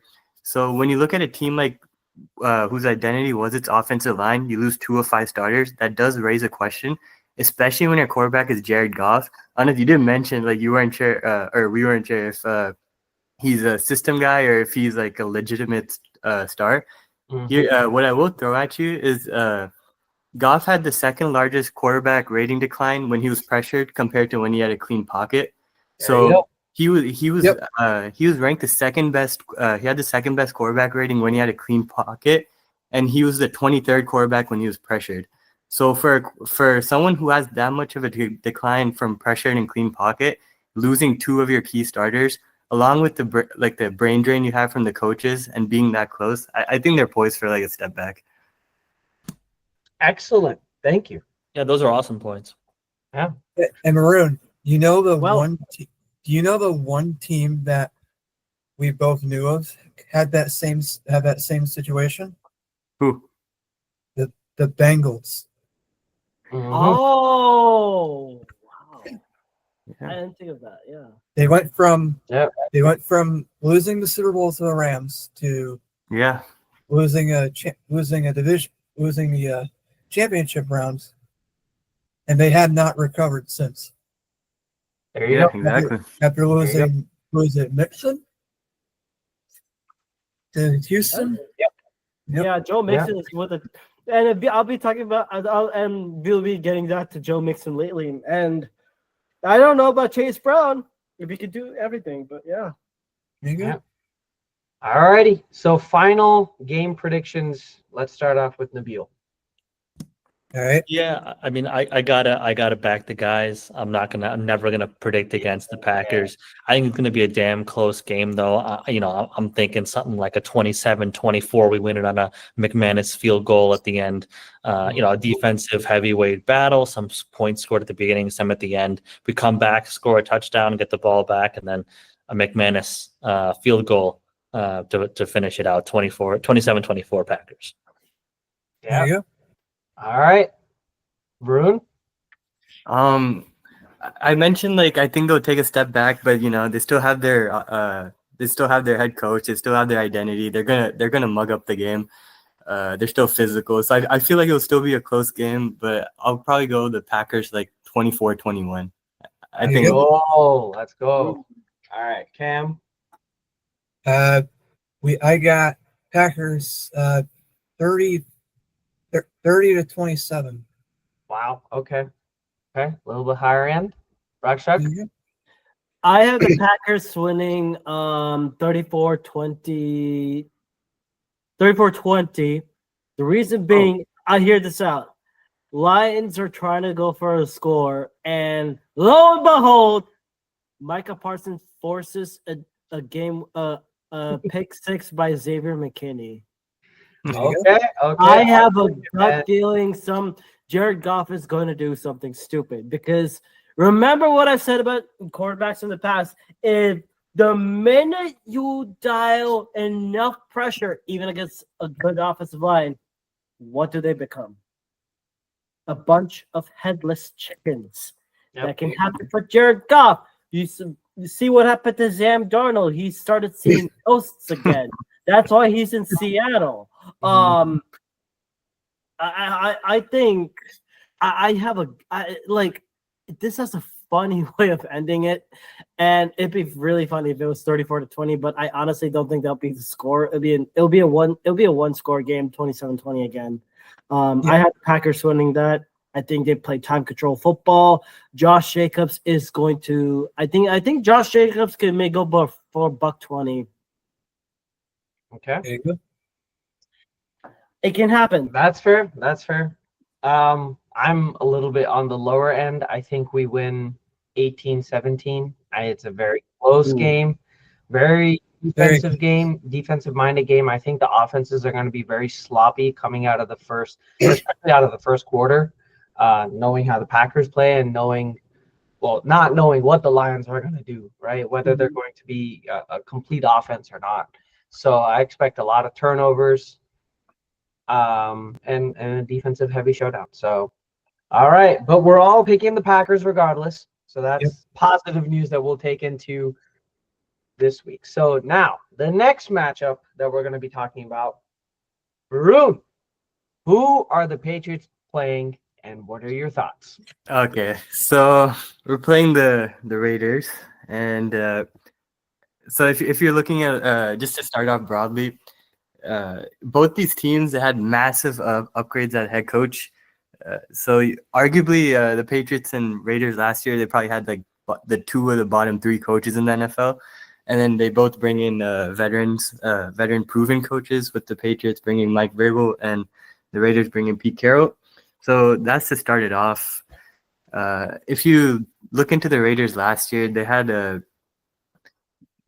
horrible quarterback play with Aiden O'Connell. They couldn't run the ball at all. They had no identity. And that's pretty much why you bring in Vrabel. Carroll. Carroll's gonna come bring in a culture. They drafted Ashton Genty, so you know Carroll's gonna want to run a similar style to the Seahawks when they ran through Marshawn Lynch and won gritty games based off defense.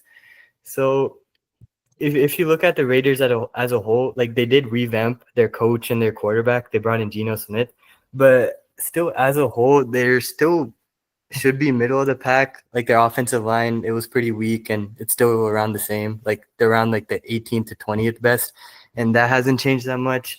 Their defense is also around the 18th to 25th best. That hasn't changed that much. So if you look at the Raiders as a whole, they should be improved though, because you bring in a proven head coach from someone who's probably like over or who was not qualified for his job, Antonio Pierce, in the first place. So you bring in Genty, you bring in a new culture, you got a new regime. So I do think the Raiders will be a respectable team this year, and they're gonna want to run the ball. They have Brock Bowers, Jacoby Myers. They have weapons for Geno Smith. So I think they'll be a good challenge for any team. And if you go on the Patriots side, I mean, I can't talk about the Patriots without mentioning how horrible Gerard Mayo was. So you bring in Mike Vrabel, you get rid of that. Okay, I can't start ranting about Gerard Mayo again. No, bro, you can't. The floor is yours. The floor is yours. You want to rant? We need the more Mayo rants. Get a Mayo rant going. He needs more rants. You brought in a coach who probably couldn't manage a McDonald's franchise, so you got rid of him, and then you bring in Stephon Diggs. You draft Will Campbell, Morgan Moses. You build up the O line. You build through the trenches. Lots of good defensive signings like Robert Spillane, Milton Williams, Harold Landry, Carlton Davis. Like you just you infuse more talent into the team. So from like a off-season perspective, like both these teams had really similar off seasons. You upgrade coach, you bring in more talent, you build a culture. So that's going to the game. I do think it will be very similar. It'll be a close game. Like I obviously can't pick against the Patriots, so I'll go like 27 or 21-17. Both these teams, they upgraded a lot, but they're still not ideally like near the top.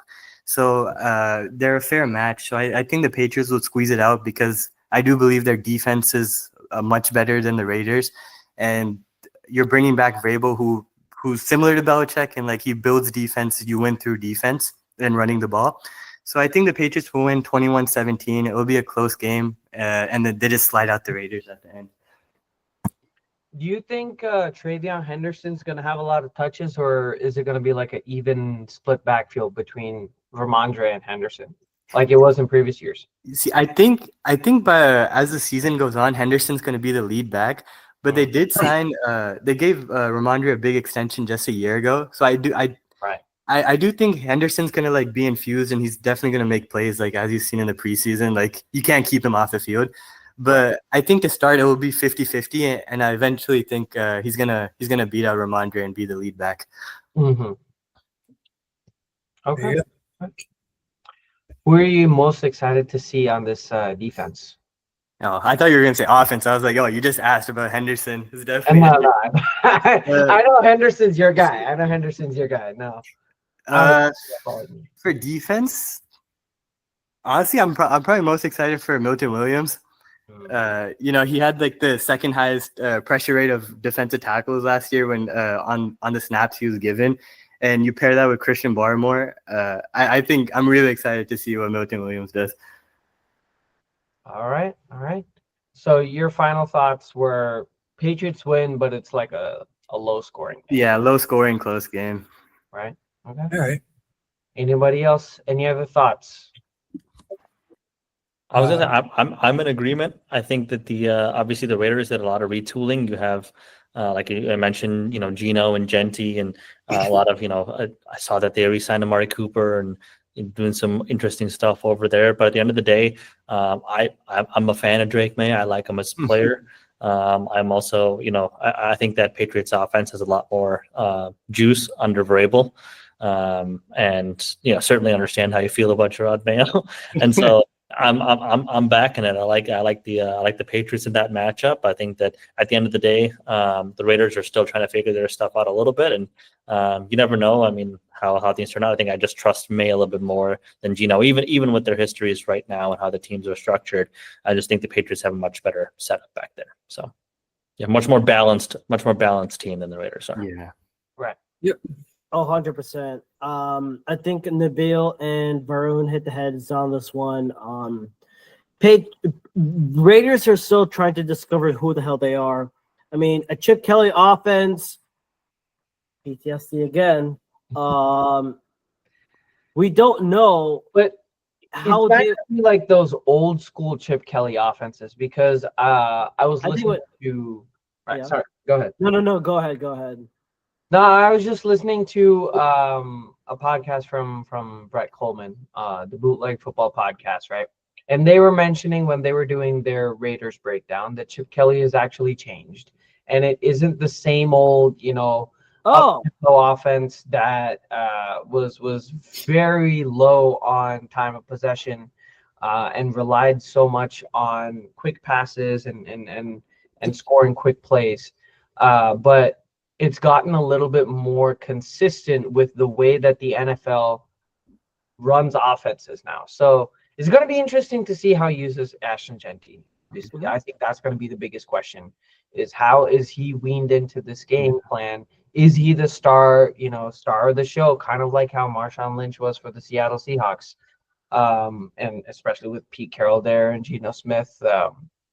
Right, but I still think the Patriots still have the edge on this one. Again, their coaching staff and their players a lot more structured and more balanced, especially with Mike Vrabel coming back into the system. He knows very, very well that he's originated from. And I think and I still think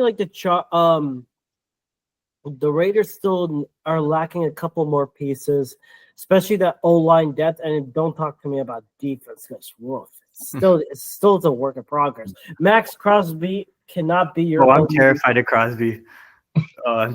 Especially with this new built O-line. I'm scared about what Crosby's gonna do. Oh, God. But I think you just need to focus on running the ball a little bit more, and I see the Patriots winning this one easily. Okay. Yeah, Will Campbell's gonna have those engineering grade final exams where you have all your hair falls out at 2 a.m. because you're studying for some random fluid. Yeah. And it's like a question. I have a question for you guys. Yeah. How good do you think Ashton Genty is gonna be? Ooh, good question. Because the only two sides I've seen is generational and he lived off playing horrible competition. Ooh, I'm not sure. Sorry, go ahead, Cam. I'm not too sure, but honestly, in my opinion, I think he's going to get at least 2,000 or 3,000 yards this season. Oh my! Whoa! Oh my! Wow. Damn! Wow. It's not an insult, but you know. So you are in the generational camp, Cam. Ooh, yeah, it's like screw Saquon. We got Ashton JT. I mean, I like Saquon and all, and I already got a good running back, so That's fair. I got 3 good running backs. I think like I would say like JT is a generational talent, but this offensive line of the Raiders can only make or break. Yeah. And I'd be surprised if JT says, "Hey, this team fucking sucks. I want to trade." I want out. Comprende. I think it's that bad. I think it could happen. Then again, weird stuff, weird shit has happened. I think it's going to be a lot like Jahmyr Gibbs' first year, where they're kind of exploring what he's going to offer from a running game and from the receiving game as well, especially in this new look offense. Probably like 1,200 rushing yards and maybe 500 receiving yards. Not the greatest performance ever, but you know that he has a lot more to give. And the second years where, they fully let him be unleashed in that offense, right? Especially if there's some positive signs towards the end of the season. Yeah. I think the difference there just between those two is that the Raiders literally have nobody else to lean upon. I think the biggest thing is that, like, you're not going to have the corpse of Raheem Mostert having too much, run. And so, the only thing I fear is that, if the Raiders are just really stupid and they use him too much, from a fantasy perspective, I'm sure it's awesome for him to get like 300 350 touches, but from a real NFL usage perspective, like Anand was saying, like, it's smarter for him to limit him a little bit, get him in and get him out, have some other guys spell him a little bit, give him a little bit of time. I think for sure the first few weeks they're going to experiment a little bit and see how it works and see where they're at. But I can see towards the end of the first year, like Anand said, him getting really unleashed, and then second year to be the big one. So I 100% agree, and I think he's going to be fantastic. I think certainly he's a generational talent. He's good, but I think we got to temper our expectations a little bit on how he's going to be used right away and kind of what it's going to look like. You also got to take a look at the pass protection. Are there other guys like Zamir White who can come in and kind of be a guy who can protect Geno a little bit better? So we'll see. And they still have Brock Bowers. He is so Right. good. Exactly. So good. That's going to be a really fascinating turn, because if the Raiders really do become a run first offense where like they're lean on Genti heavily, he gets 350 touches and they're always running. We might actually see a weird situation where Brock Bowers actually has less usage than he did last year, only because Michael Mayer is such a good blocking tight end that like he's able to get down the field a little bit better. Now Brock Bowers can do that too, but his strength is obviously in the passing game. He's very much like Travis Kelce in that scenario. And so I'm super interested to see, like Varun just brought up a great point, where I'm interested to see how the tight end like changes are made. Brock Bowers is still going to get his man. He's going to be awesome this year. He's going to be great. But I think we might see a little bit more of Mayer this year than we did last year, solely because of the fact that Mayer's a big body who can rumble a little bit, as opposed to Bowers, who's more of a pass catching guy. Or maybe they're both on the same time. Who knows? Yeah. Right. Yeah. Maybe they're in a lot of 2 tight end sets, and you see Brock Bowers as the primary spot target. Because they don't exactly have a ton of wide receivers. So exactly. Yeah. Mhm. So yeah, very interesting. Very interesting. All right, excellent conversation. Let's move on to the Sunday night premiere matchup between the Buffalo Bills and the Baltimore Ravens. Cam, take it away. What are your thoughts on this game? Stop it. Oh, I got Mark. yeah, right. You got the playing right. You guys Bro. need these. You guys need this. Yeah. You guys need your own chance. Yes. If I ever go to a 4th and John tailgate, I'll probably get one. From... I can send you guys the links to get your own chains. So you're good. Okay, so if they're gonna sponsor NFL Masala, you better let us know about this. You know, I'll like get in for you guys. I'll get in for you guys. Anyway, so I'm gonna give you guys a bit of a correction. Rashad, you said it was a wild card, right? This was the divisional round. Okay, I stand corrected. All right, You're so right. MVP Josh Allen coming off a great season. Rob Lamar, take that Buffalo. Take that Baltimore. Robbing us last season, assholes. Anyway, so I want to point out they decided to make part 2 of that game for week 1 for some reason. You got Josh and Lamar, Henry and Cook, Shakir and Flowers, and you got Bosa against Van Noy. You got great. These two have great offenses and defenses. 2 very good quarterbacks from the 2018 draft. I remember watching the draft. Anyway, so want to point out that they're back in Buffalo. They're not in smelly ass Baltimore again. So, and if you Ravens fans get pissed, I will rant about it. I'm gonna make a rant real quick. Baltimore is Baltimore is smellier than New Jersey, but still. Well, okay. You can spray on me all you want, but it's the truth. You guys smell like shame and sadness. Let me say that right now. All right. let's keep our thoughts about the game now. Oh, let's talk about the game now. Moving on. All right. So, just hope Andrews don't have butterfingers and don't miss that 2-point conversion, which would have tied the game. Mm-hmm. So anyway, I expect good things from our coaching staff and our offense. I think Josh is going to run the ball at least a few times a quarter. I don't know how often he's going to do that. He got like 2 rushing touchdowns in the playoffs. So, right. Let's see what the MVP can do. Will he go back to back? I hope to God he does. So, and I'm going to give you guys a little bit of final score prediction. I think it's going to be. It's going to pain me to say this, but I'm not voting for Baltimore, but I am voting for Buffalo. Gotta stick with my guys. 48-28 Buffalo. So. Wow. Blowout. A shootout? Blowout Buffalo. Okay. A shootout and a blowout. The shootout in Buffalo is going to come out guns a-blazing. Okay. I mean, most important question you need to answer, Cam, is Haley Steinfeld going to be there? Of course she's going to be there. She got crowned the Queen of Buffalo. So oh, really? Yeah, she did. Oh, might as well. Wow. Yeah. Have you seen the wedding photos? They were actually pretty good. Right. I'm not seeing it. I don't think. I mean, I think it would be more closer than that, but I think Buffalo will find a way to win this game. I mean, Lamar Jackson again. We said this so many times about Jackson.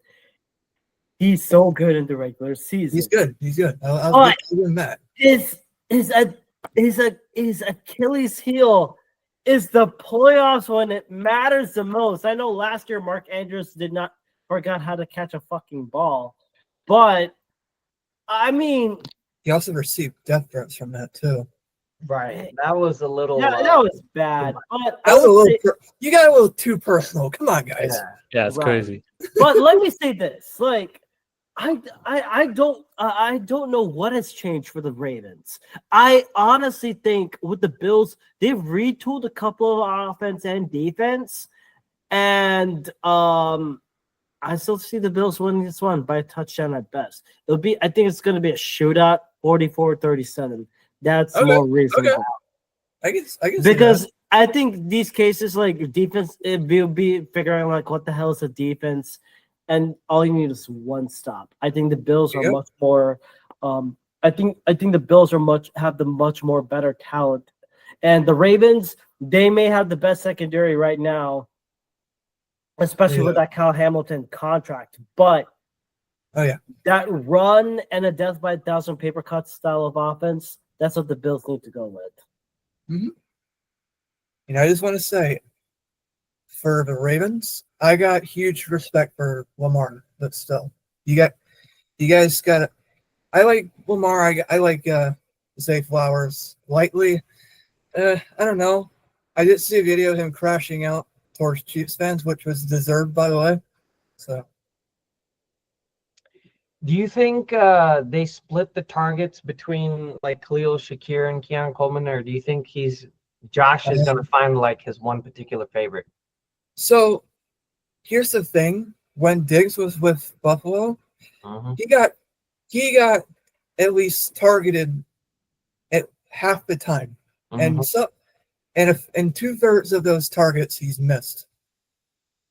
So, like I understand Coleman's a great player. So is Shakir. So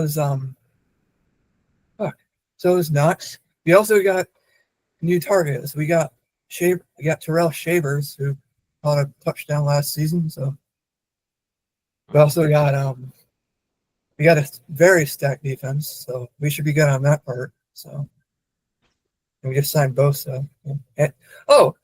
And we just brought back a familiar face from Miami back home. His name is Jordan Poyer. All right. Okay. 2025. And unfortunately, he's on the practice squad. So Okay. Okay. we've He's had there for moral support. yeah, we had thoughts of bringing back Davis, but I don't know. I just couldn't do it. They just couldn't do it. And he's visited Buffalo like 3 times this all season. So All right. We'll open the floor to Nabil and Varun. What are y'all's thoughts I on guess. Yeah, I can go.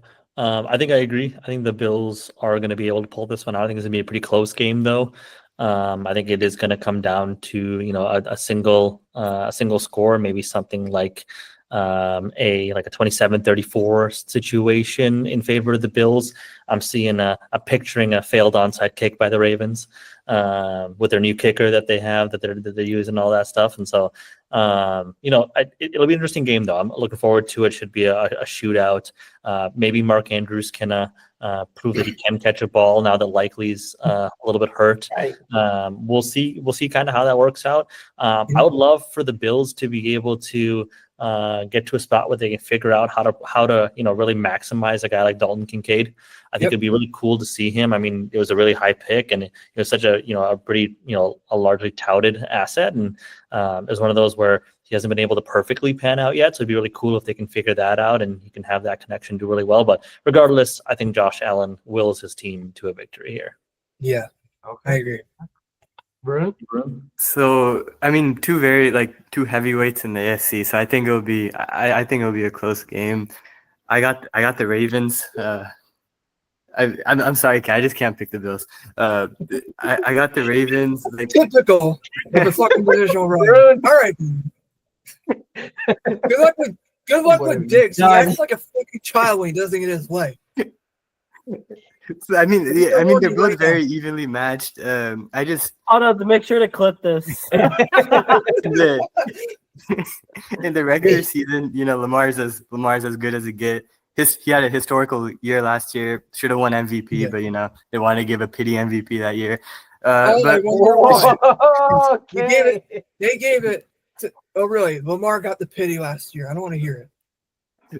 But yeah, it will be a close game. I just think like the Ravens in the regular season, they're very good. I think they'll feature Likely more, which honestly I think they'll improve. They brought in Hopkins. I mean, in this stage, he's not what he once was, but I think he's an impactful veteran to have, especially when the receivers there's been questions about the Ravens receivers for the last few years, so bringing in a veteran definitely helps. They brought in Jair Alexander, also in injury issues, but if he's healthy, it's a good addition. I mean, and the Bills, they had a solid offseason too, retooling their defensive line and all, but I just got the Ravens in a close one. All right. Yeah, I completely agree with you guys. I prefer the Bills in this close matchup, but I think it's going to be a lower scoring game. I don't think it's going to be a shootout necessarily because I have looked at both of these defenses and from the way that they've retooled their defenses, right? Bills have focused a lot more on building through their trenches by getting Joey Bosa, by bringing in some more talent in their draft, right? We'll see if Ed Oliver can shape up to be the Ed Oliver that he was supposed to be rather than what he is right now, whether he can improve. I know that Maxwell Hairston is on IR. Unfortunately, He'll be all right, though. but Christian Benford is still there. I think he recently signed a contract extension as well. Yeah, he signed a So, contract too. He signed one. right.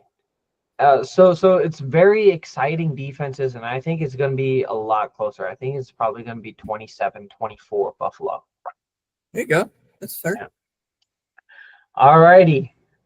That would be our games, our teams. And now Rakshak and I, we are going to talk about two other additional games that we would have chosen, our Masala games of the week. We're going to be very brief on this. We spent a lot of time talking. Our guests have gone well past what we, anticipated them to say. So thank you so much again for coming on. But just about 10 more minutes. Bear with us, and then we're going to be finishing with our episode. Yeah. All right. I'll get started with mine. It's going to be the first game of the week, Chiefs versus Chargers. I think everyone is excited to see the devil worshippers again on the field. Not just the Taylor Swift fans, but wait. the The devil worshippers that got their asses kicked in the Super Bowl. Just to make sure, Chiefs, this is for you. They're Yeah. not gonna make it to the playoffs. Just remember that. Okay. Oh, Wow. Wait, is not that a a beat the dole moment? Huh?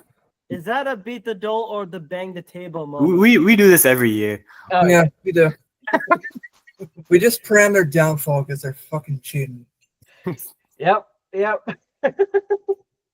It's the Houston Astros all over again. I swear to God. Yeah, I mean, what else can you continue? Yeah, I mean, going back to our AFC West division preview, a couple of points that I'd mentioned during that time still holds true, right? Where we talked about how the Chiefs, after the ass whooping that they faced against the Eagles, the fact that they had let up 7 sacks during the Super Bowl, they revamped, they looked at their offensive line, and they faced that same situation that they were against the Bucs in 2021, where they had to retool that offensive line. They did the same thing again, except this time they went half and half. They went in the free agency and then they went in the draft. So they got Jalen Moore in the free agency as their left tackle, and Josh Simmons from the draft as their right tackle, obviously with injury concerns. But so far, I believe that his injury designation is still questionable. I don't know if he's still slated to play. Oh no, he is slated. So he's slated to be the left tackle starting. So there you go. They also still have Jawan Taylor, so we'll see if there's like a right tackle battle. But presumably they've resolved a little bit of their offensive line woes. That is going to be a matchup to see, but it's going to be an easy test, honestly, for that offensive line. This Chargers D line is, well, pathetic, to say the least. I don't know about you guys, but have you guys heard of T.R. Tart? Yeah. No, I don't think so. San Wait, they Francisco, still have Khalil Mack, right? they still have Khalil Mack, but he's like the only guy. Him and maybe Tuli Tuipulotu, who is like their second round pick from 3 years ago. Is Bud Dupree still good? They can always get. I don't know, man. In your back. I haven't heard about it in so long. Exactly. Like this front seven, Deshaun Hand, who was like a rotational player for the Detroit Lions defense. Tier Tart, rotational player for the 49ers defense. Otito Ogbonnia, who a 5th round pick in, from 2022. So I mean, there are a lot of unknowns on this entire front seven. There's only Khalil Mack. You let go of Joey Bosa. Who's going to be you're relying on like a 35, 36-year-old Khalil Mack to be your primary pass rusher. That is not the recipe to success. I don't know how Jim Hart, I mean, he's going to be the offensive guy. Who is their defensive coordinator? It's still that Michigan guy, right? I believe. Yeah, Minter. Right. Jesse Minter. So can he create a semblance of a pass rush? That's going to be a big question. But it's going to be an easy test for this Chiefs offensive line.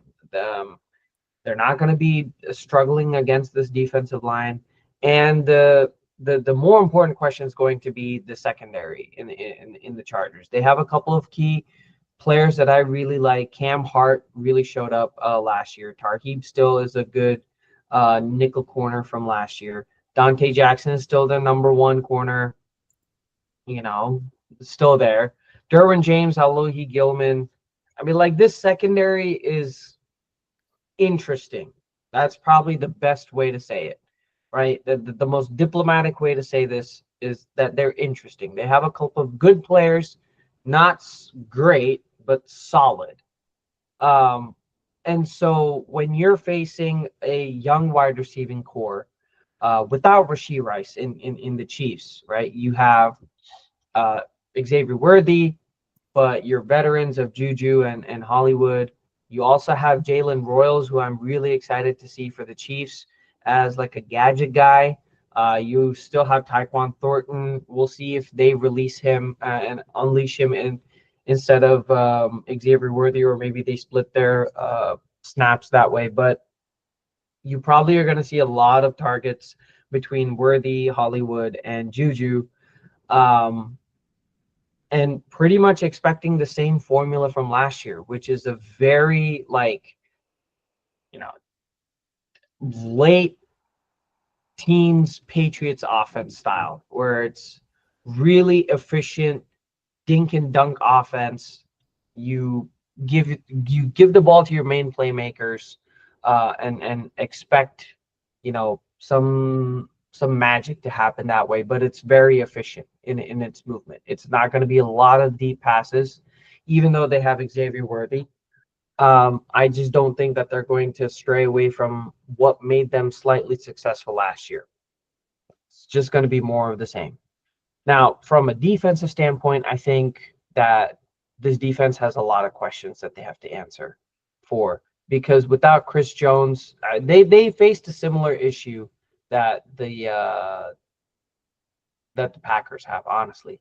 Like, without a primary pass rusher, their pass rush consisting of other players is very inconsistent. George Karlaftis is a good young player, but he has to step up without Chris Jones. How much are you going to play Chris Jones in week one? That's going to be another question. And now when we see the latest news with Trent McDuffie, is that going to cause some issues in terms of communications in the secondary? We see that the Chargers secondary, they've brought back Keenan Allen. They have Ladd McConkey. They now have Trey Harris. They still have Quentin Johnson. And in training camp, he has been better, catching a lot more balls instead of being the number one wide receiver with the highest drop rate at like 7.5% or some ridiculous rate like that. So you do have some exciting pieces on the offense. Obviously, Omarion Hampton running, rookie running back, their number one, presumably. They also brought in Najee Harris, so maybe it's going to be a two-back backfield. But I honestly think that they should give it to Omarion Hampton for a lot of their touches, and just keep Najee Harris as like a red zone and maybe a short yardage situational back.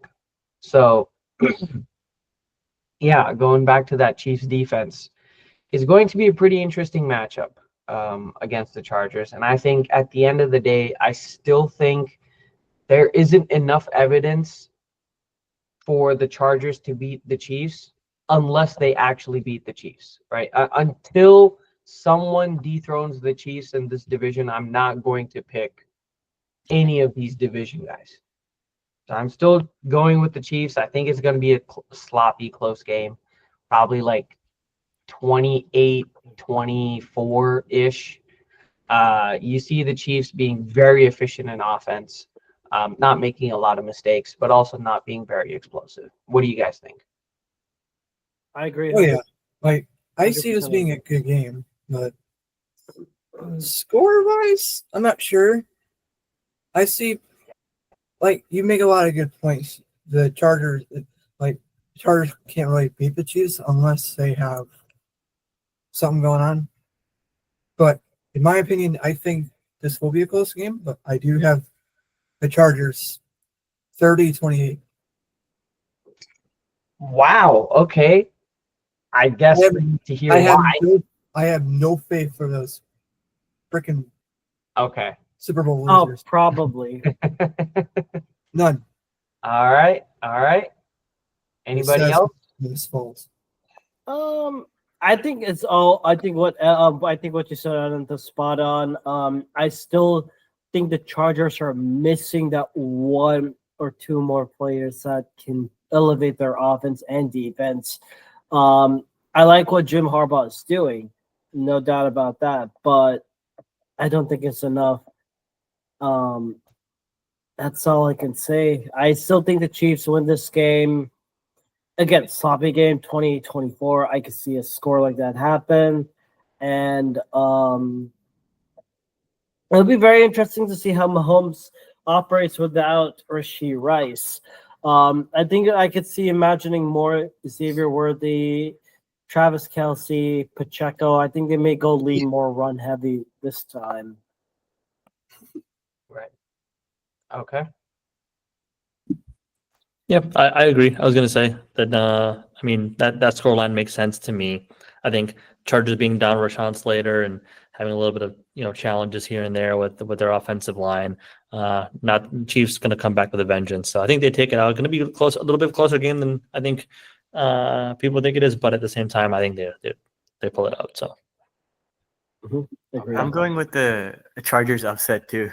Whoa! Okay. All right. You talked about like their O line. I still think it has a lot of questions because Jalen Moore he has limited starts. They brought him. He was a backup.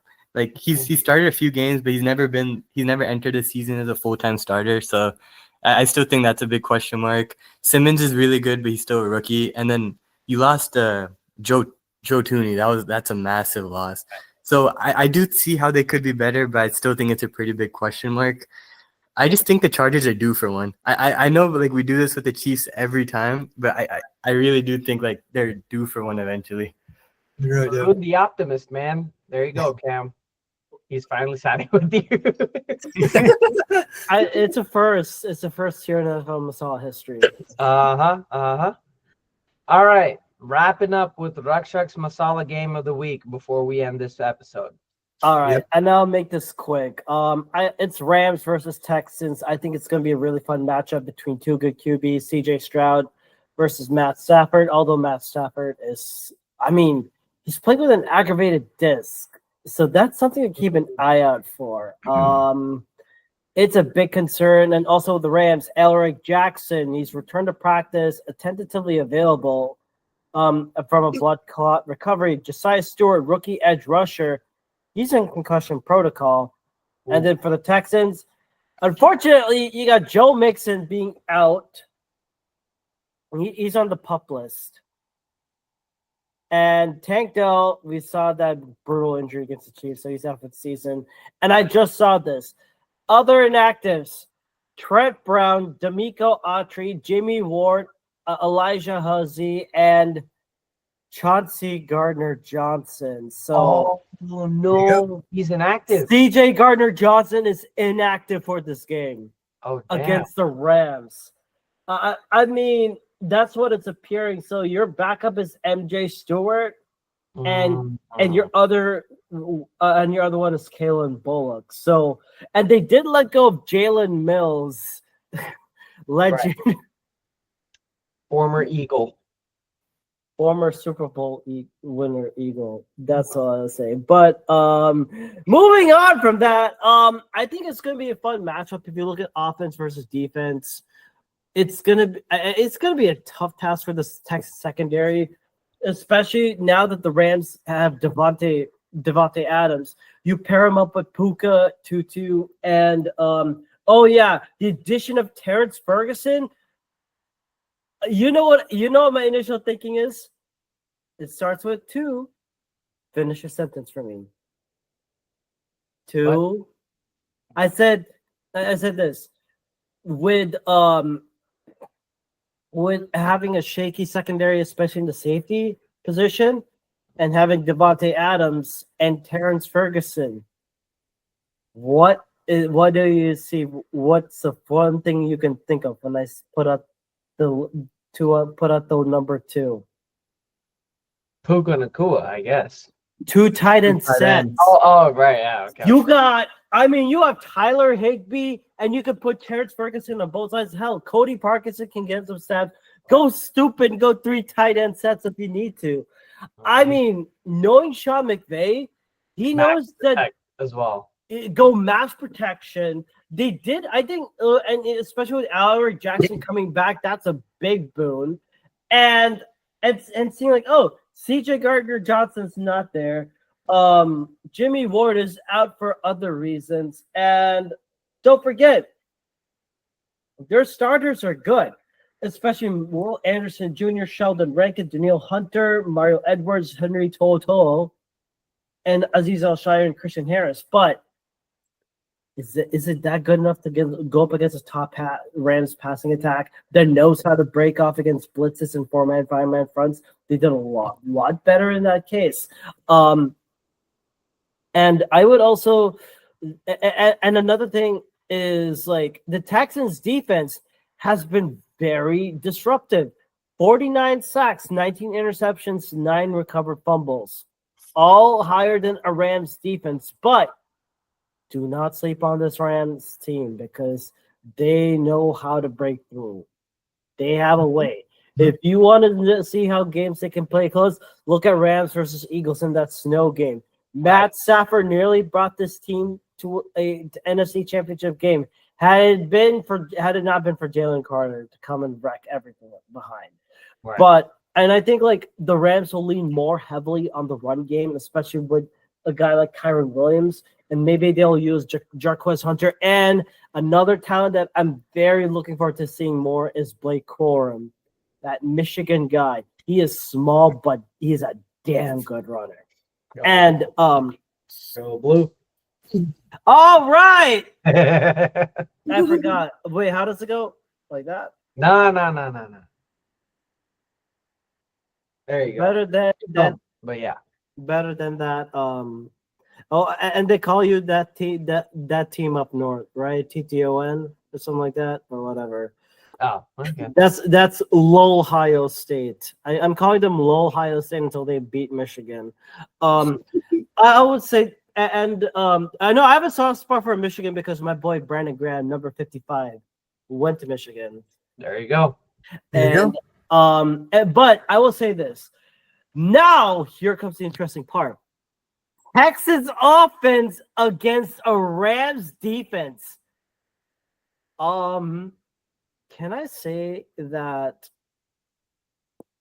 the Rams defensive front seven, it will literally scare the living shit out of you. One of the best front sevens in the Who would afford Braden Fisk, Kobe Turner, Byron Young, Nate Landman, Josiah Stewart, maybe, Omar Spites, and don't forget Jared Verse, the defensive rookie of the year. Yes, they may have been less disruptive with fewer sacks, interceptions, and fumbles. However, when it matters the most, Jared Verse can be a game wrecker.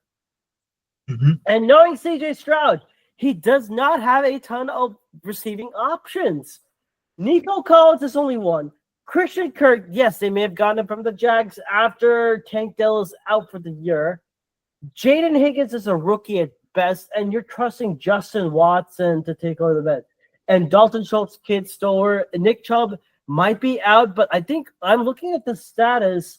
Apparently, he looks like he's able to play or something like that, but I'm not 100% sure. So you may be seeing Dameon Pierce. As much as you wanted to see the Texans run the ball against this Rams defense, I think it's going to be. I think it's going to be a running back by committee, especially with Joe Mixon being out. Mm-hmm. You have to go with Nick Chubb. and Nick Chubb, and with durability, Nick Chubb, Damian Pierce, and Woody Marks. That has to be your three. That has to be your three committee thing. And the turnover battle. I think CJ Stroud, he's a very good passer, but it is going to be an issue on how well CJ Stroud can attack the tight windows. That has been a key mistake of his last season. Does he replicate? Does he do it a lot better? I don't know. But I don't know. if there's one but I want to go back to offense versus defense for the Texans. Texans defense versus Rams offense.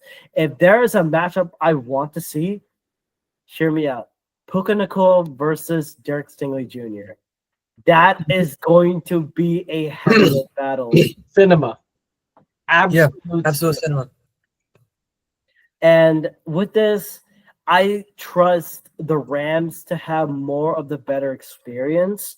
Matt Stafford, he may be injured, but this old man got some strength in him. And I see them winning a very close game. I think it's going to be 31-28. Okay. Wow. Okay. And it's going to come down to one play, and Stafford's going to deliver the money ball. Okay. All right. I beat the Dole moment. I am taking the Houston Texans as my number one defense in the entire league this year. Oh, Super excited with what D'Amico Ryans has been able to do, especially with that front seven and that pass rushing duo of Will Anderson and Daniil Hunter. Sheldon Rankins coming in from up the middle. Azeez Al-Shaair, very underrated, highly talented running back. Linebacker. There we go. And then that secondary. That secondary is, one of the best secondaries in the league. So I think they're going to cause a lot of problems for the Rams offense. I think the Texans win. That could happen, yeah. And I think they win by 10 points, 30-20. Okay. Wow. Oh. Mm-hmm. All right. Open the floor. I got the Rams winning that game. Yeah. Okay. 23-20. Oh, wow. Very close. Okay. All right. Nabil? Yeah, I was gonna say I think this is that score seems about right. I think maybe like a 23-30 situation ish, or maybe a little bit less. But I do have the Rams winning it. I think that the offensive power they have, and with Devontae Adams coming in, I think the Rams start out strong and then they struggle a little bit later down the road. So I'm going to have them win this one and then have a little bit of a shaky middle of the season. So there you go. Gotcha. Okay. Varun? Yeah, I have the Rams in a close one, but like if you look at like the defensive line versus offensive line battle in this game, it's crazy because you have Stafford with his back injury, and then you have Will Anderson and Hunter rushing him, so that can create a lot of concern for the Rams. And on the other side, obviously the Texans offensive line struggled a lot last year, and they traded away their franchise left tackle, so that can. And then you look at the Rams defensive line, so I think defense is going to have its way. But ultimately, I just trust McVay, Stafford, Puka, and Devontae Adams to just come through at the end. So I'll probably go like Rams 26, Texans 23. Okay. And then my beat the Dole is I think the Broncos are the best defense in the NFL. Okay. And I There you think go. it's There you reasonable. go. That was a reasonable defense, yeah. Yeah, reasonable selection. Alrighty. Well, that is going to be it for us today. Thank you guys for so much for tuning in and participating. And thank you to our guests for coming on to the show. Nabil, first time guest, thank you so much for coming. Do you have any words as we hopefully see you in the future again? yeah, of course. I mean, I had a great time. Very much appreciated the discussion and banter. Everyone's clearly very knowledgeable at both their own teams and other ones. So I had an awesome experience from my side. Super fun to chat it up and have this discussion. I mean, final thoughts? Go Pack, go. Go Pack, go. There we go. There you go. Cam and Varun, thank you so much. Veteran contributors for coming on to the podcast again. Any last thoughts before we head out? Yeah, run. Like I said, be careful with Diggs. He's not exactly a team player. He only cares about himself. So Hey, that's why he got variable. He'll set him straight. That's fair. Well, All righty. I got nothing else. But anyway, go Bills. So All righty. yeah. Well, thank you guys for coming onto the show. If you guys have enjoyed the podcast, please leave us a review at one of the 4 podcast platforms that we host our podcasts on: Apple, Google, Spotify, and Pocket Cast. Or, Rakshak? They can also find us on YouTube, so make sure you like, share, and subscribe. And click on the bell icon for more notifications. And we're also on social media on the following platforms: Twitter/X, Instagram, and Threads. At all lowercase at NFL Masala 2022. That is at NFL Masala 2022. And we're going to hit you guys with their signature outro. Go, Pack, go. And we all we got, we all we need. Fly, Eagles, fly. Take care and have a good night. And welcome to the National Football League Week 1. Let's get it.